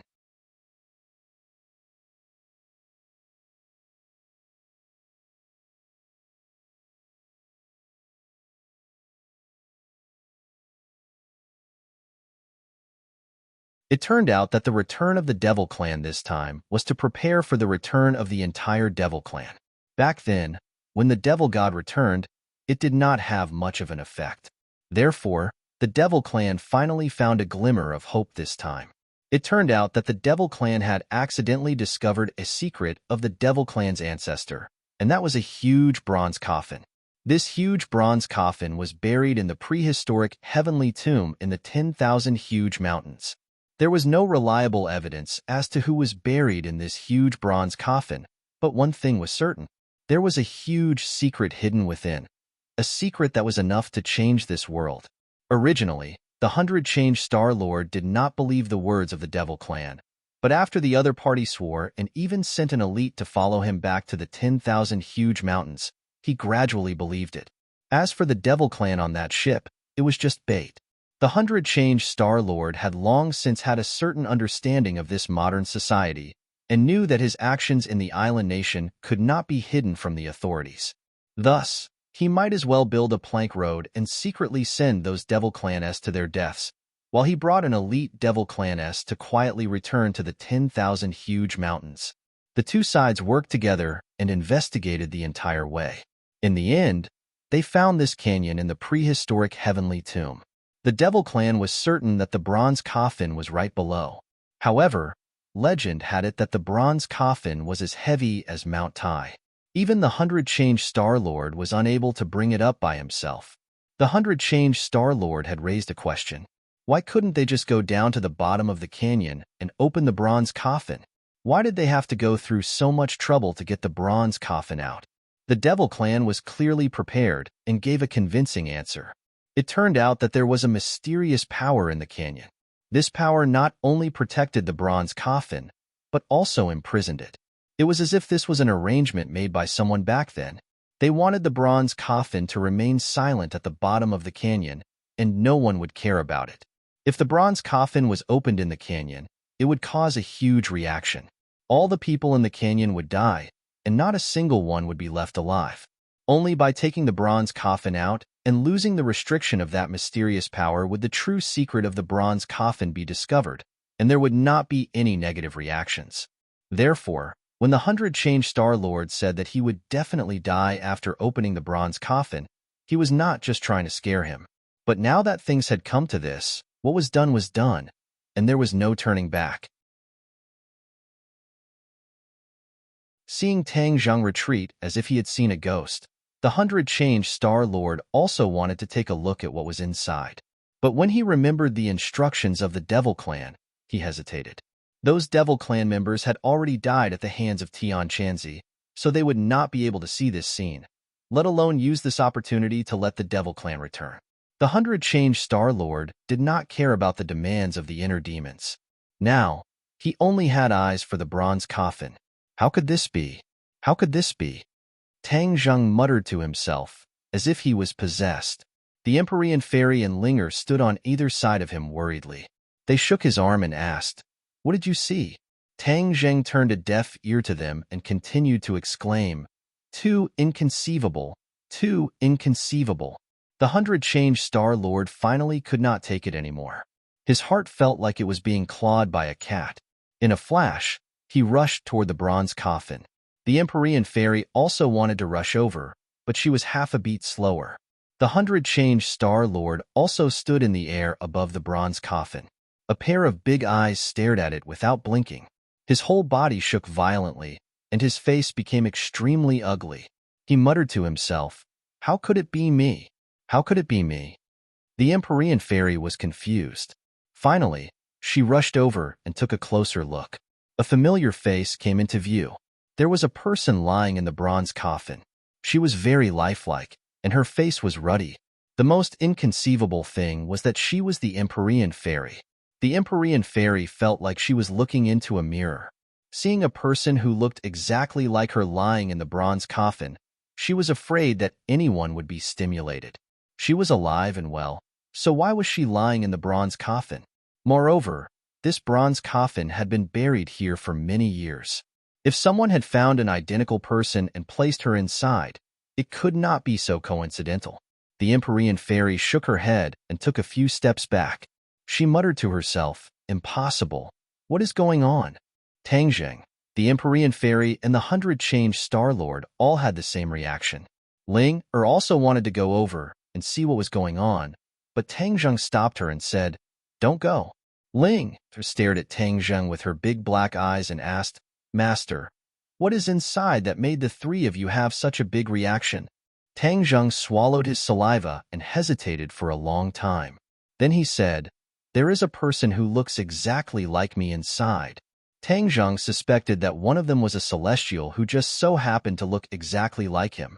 But there was no such coincidence in this world. Ling covered her mouth and cried out in alarm, "Master, you are alive and standing here. How can it be you inside?"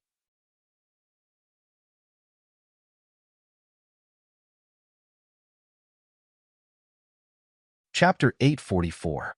The Nine Heavens Mystical Maiden and the 100 Transformations Star Sovereign both looked as if they had seen a ghost as they stared at Tang Zheng without blinking. "You said you were in the bronze coffin?" Tang Zheng looked at the two of them blankly and nodded subconsciously. Yes, he saw it clearly. Could it be wrong? The Empyrean Fairy had an idea and asked the 100 Faces Star-Lord, "What did you see?" "Myself." The 100 Faces Star-Lord hesitated for a moment and said truthfully. The Empyrean Fairy's mouth twitched and muttered, "I also saw myself." Immediately, the three of them felt a headache. Why did the three of them see themselves in the bronze coffin? There was clearly only one person lying there. So why were there three faces? It was not only the face, but every part of the body was exactly the same as them. How could they be wrong? The three of them were deep in thought, but they could not figure it out. Tian Chanzi's body was steaming with black gas, making him look extremely sinister. He laughed strangely and said, "I told you not to open the bronze coffin. You are courting death, so you can't blame others." Tang Zheng stared at Tian Chanzi and said, "100 Faces Star-Lord, didn't you say that Tian Chanzi would recover if we opened the bronze coffin? Why is he still like this?" The 100 Faces Star-Lord was at a loss and said, "How would I know?" That jade-like naughty face, coupled with that aggrieved expression, was especially confusing. If it was anyone else, they would definitely treat him as a harmless child. Tang Zheng, however, would not be blinded by this and said, "No matter what is inside, in short, there is a problem." Tian Chanzi said with certainty that they were dead, so how could they just sit there and wait for death? The 100 Faces Star-Lord heard this, and his face suddenly sank. He waved his small hand, and a bloody light rushed towards the bronze coffin. No matter who was inside, he had to make the first move and kill them. Tian Chanzi did not stop him, but looked at them with a cold smile. The bloody light rushed into the bronze coffin, but nothing happened. The wind was calm, and the waves were calm. The silence was a bit excessive. The 100 Faces Star-Lord's face changed slightly. He was very clear about the power of his attack, but it was like throwing a stone into the sea. There was no reaction at all, not even a ripple. He did not give up and wanted to attack again, but there was a sound from the bronze coffin. Immediately, everyone was shocked. Could it be that there was a living thing inside? Tian Chanzi said with a sinister smile, "You are all dead." Their faces were filled with indignation. Were they doomed? It was too early to make a conclusion. Someone in the bronze coffin stood up. There were three people: Tang Zheng, the Empyrean Fairy, and the 100 Faces Star-Lord. The three of them looked exactly the same as them. Even the 100 Faces Star Sovereign, who was good at transformation, could not help but feel his eyelids twitch. Just a mere illusion, illusion, illusion, illusion, illusion, illusion, illusion, illusion. See how? See. He roared loudly and madly attacked the person who looked exactly like him. Bang!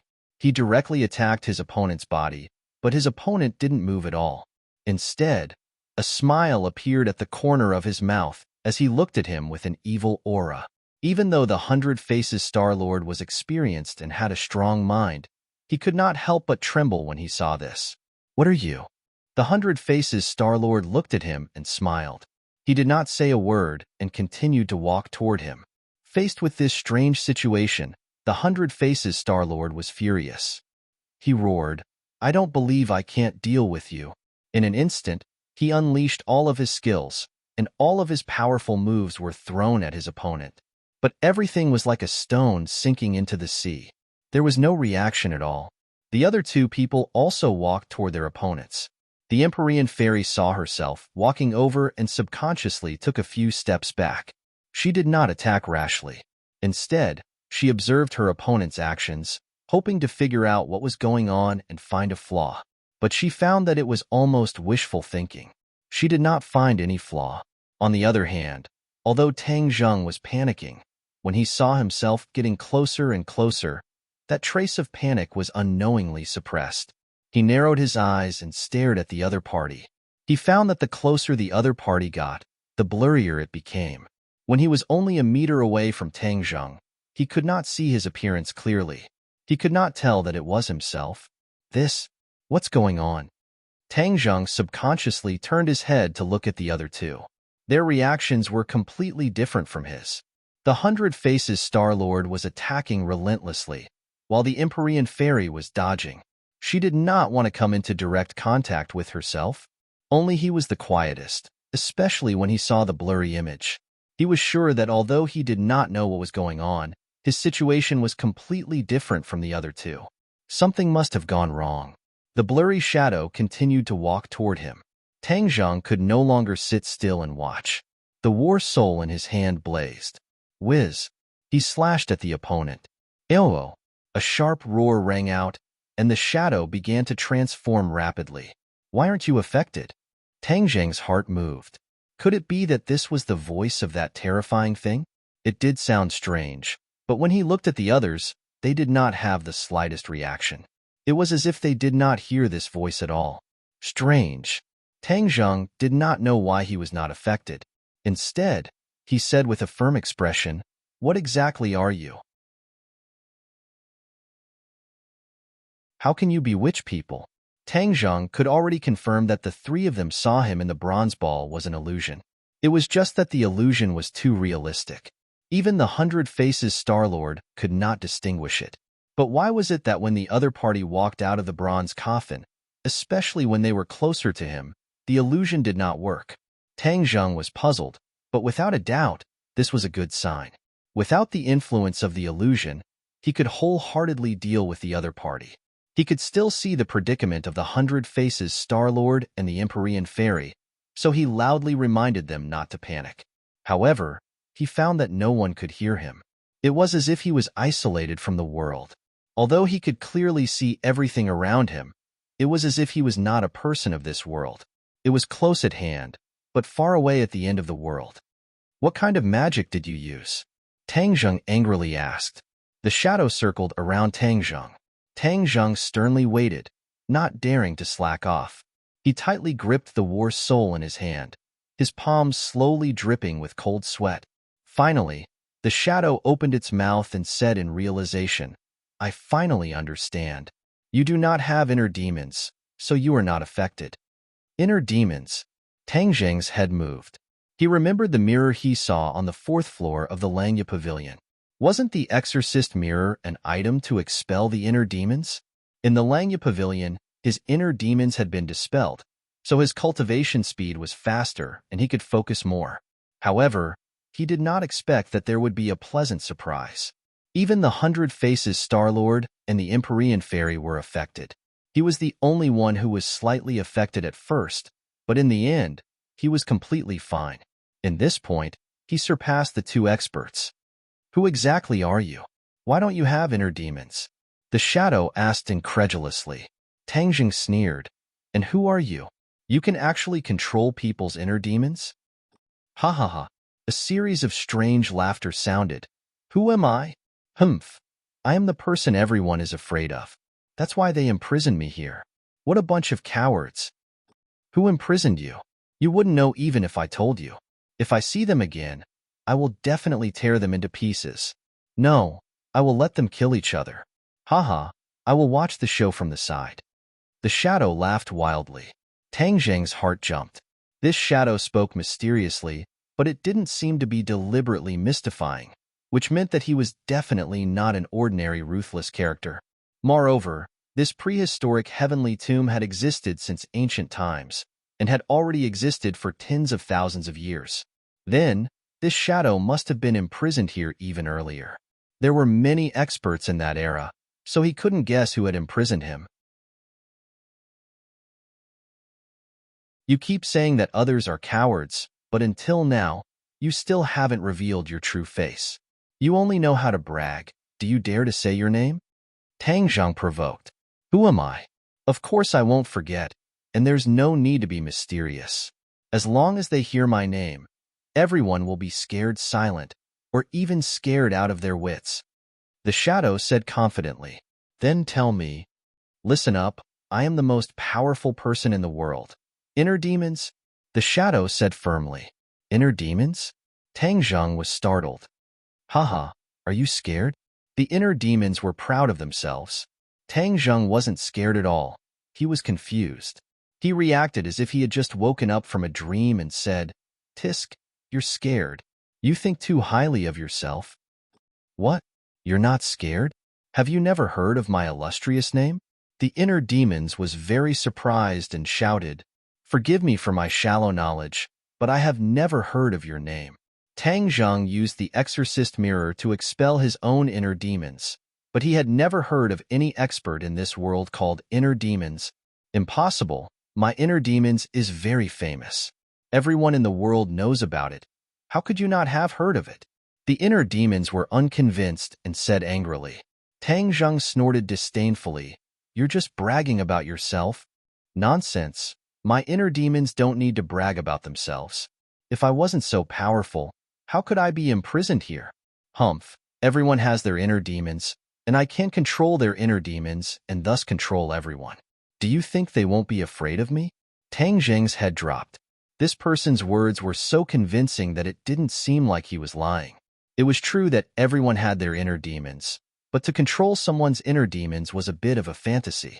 But there was nothing absolute in this world, and everything was possible. If this person could really control the inner demons, then he could indirectly control everyone. This was indeed a heaven-defying ability, and this person was a heaven-defying existence. He wasn't like other experts. Other experts could destroy others, but they couldn't completely control others. This person could control others and use them for himself. You're tuning in to the Warrior Lore YouTube channel. Don't forget to subscribe and join us on this journey to catch the most captivating stories.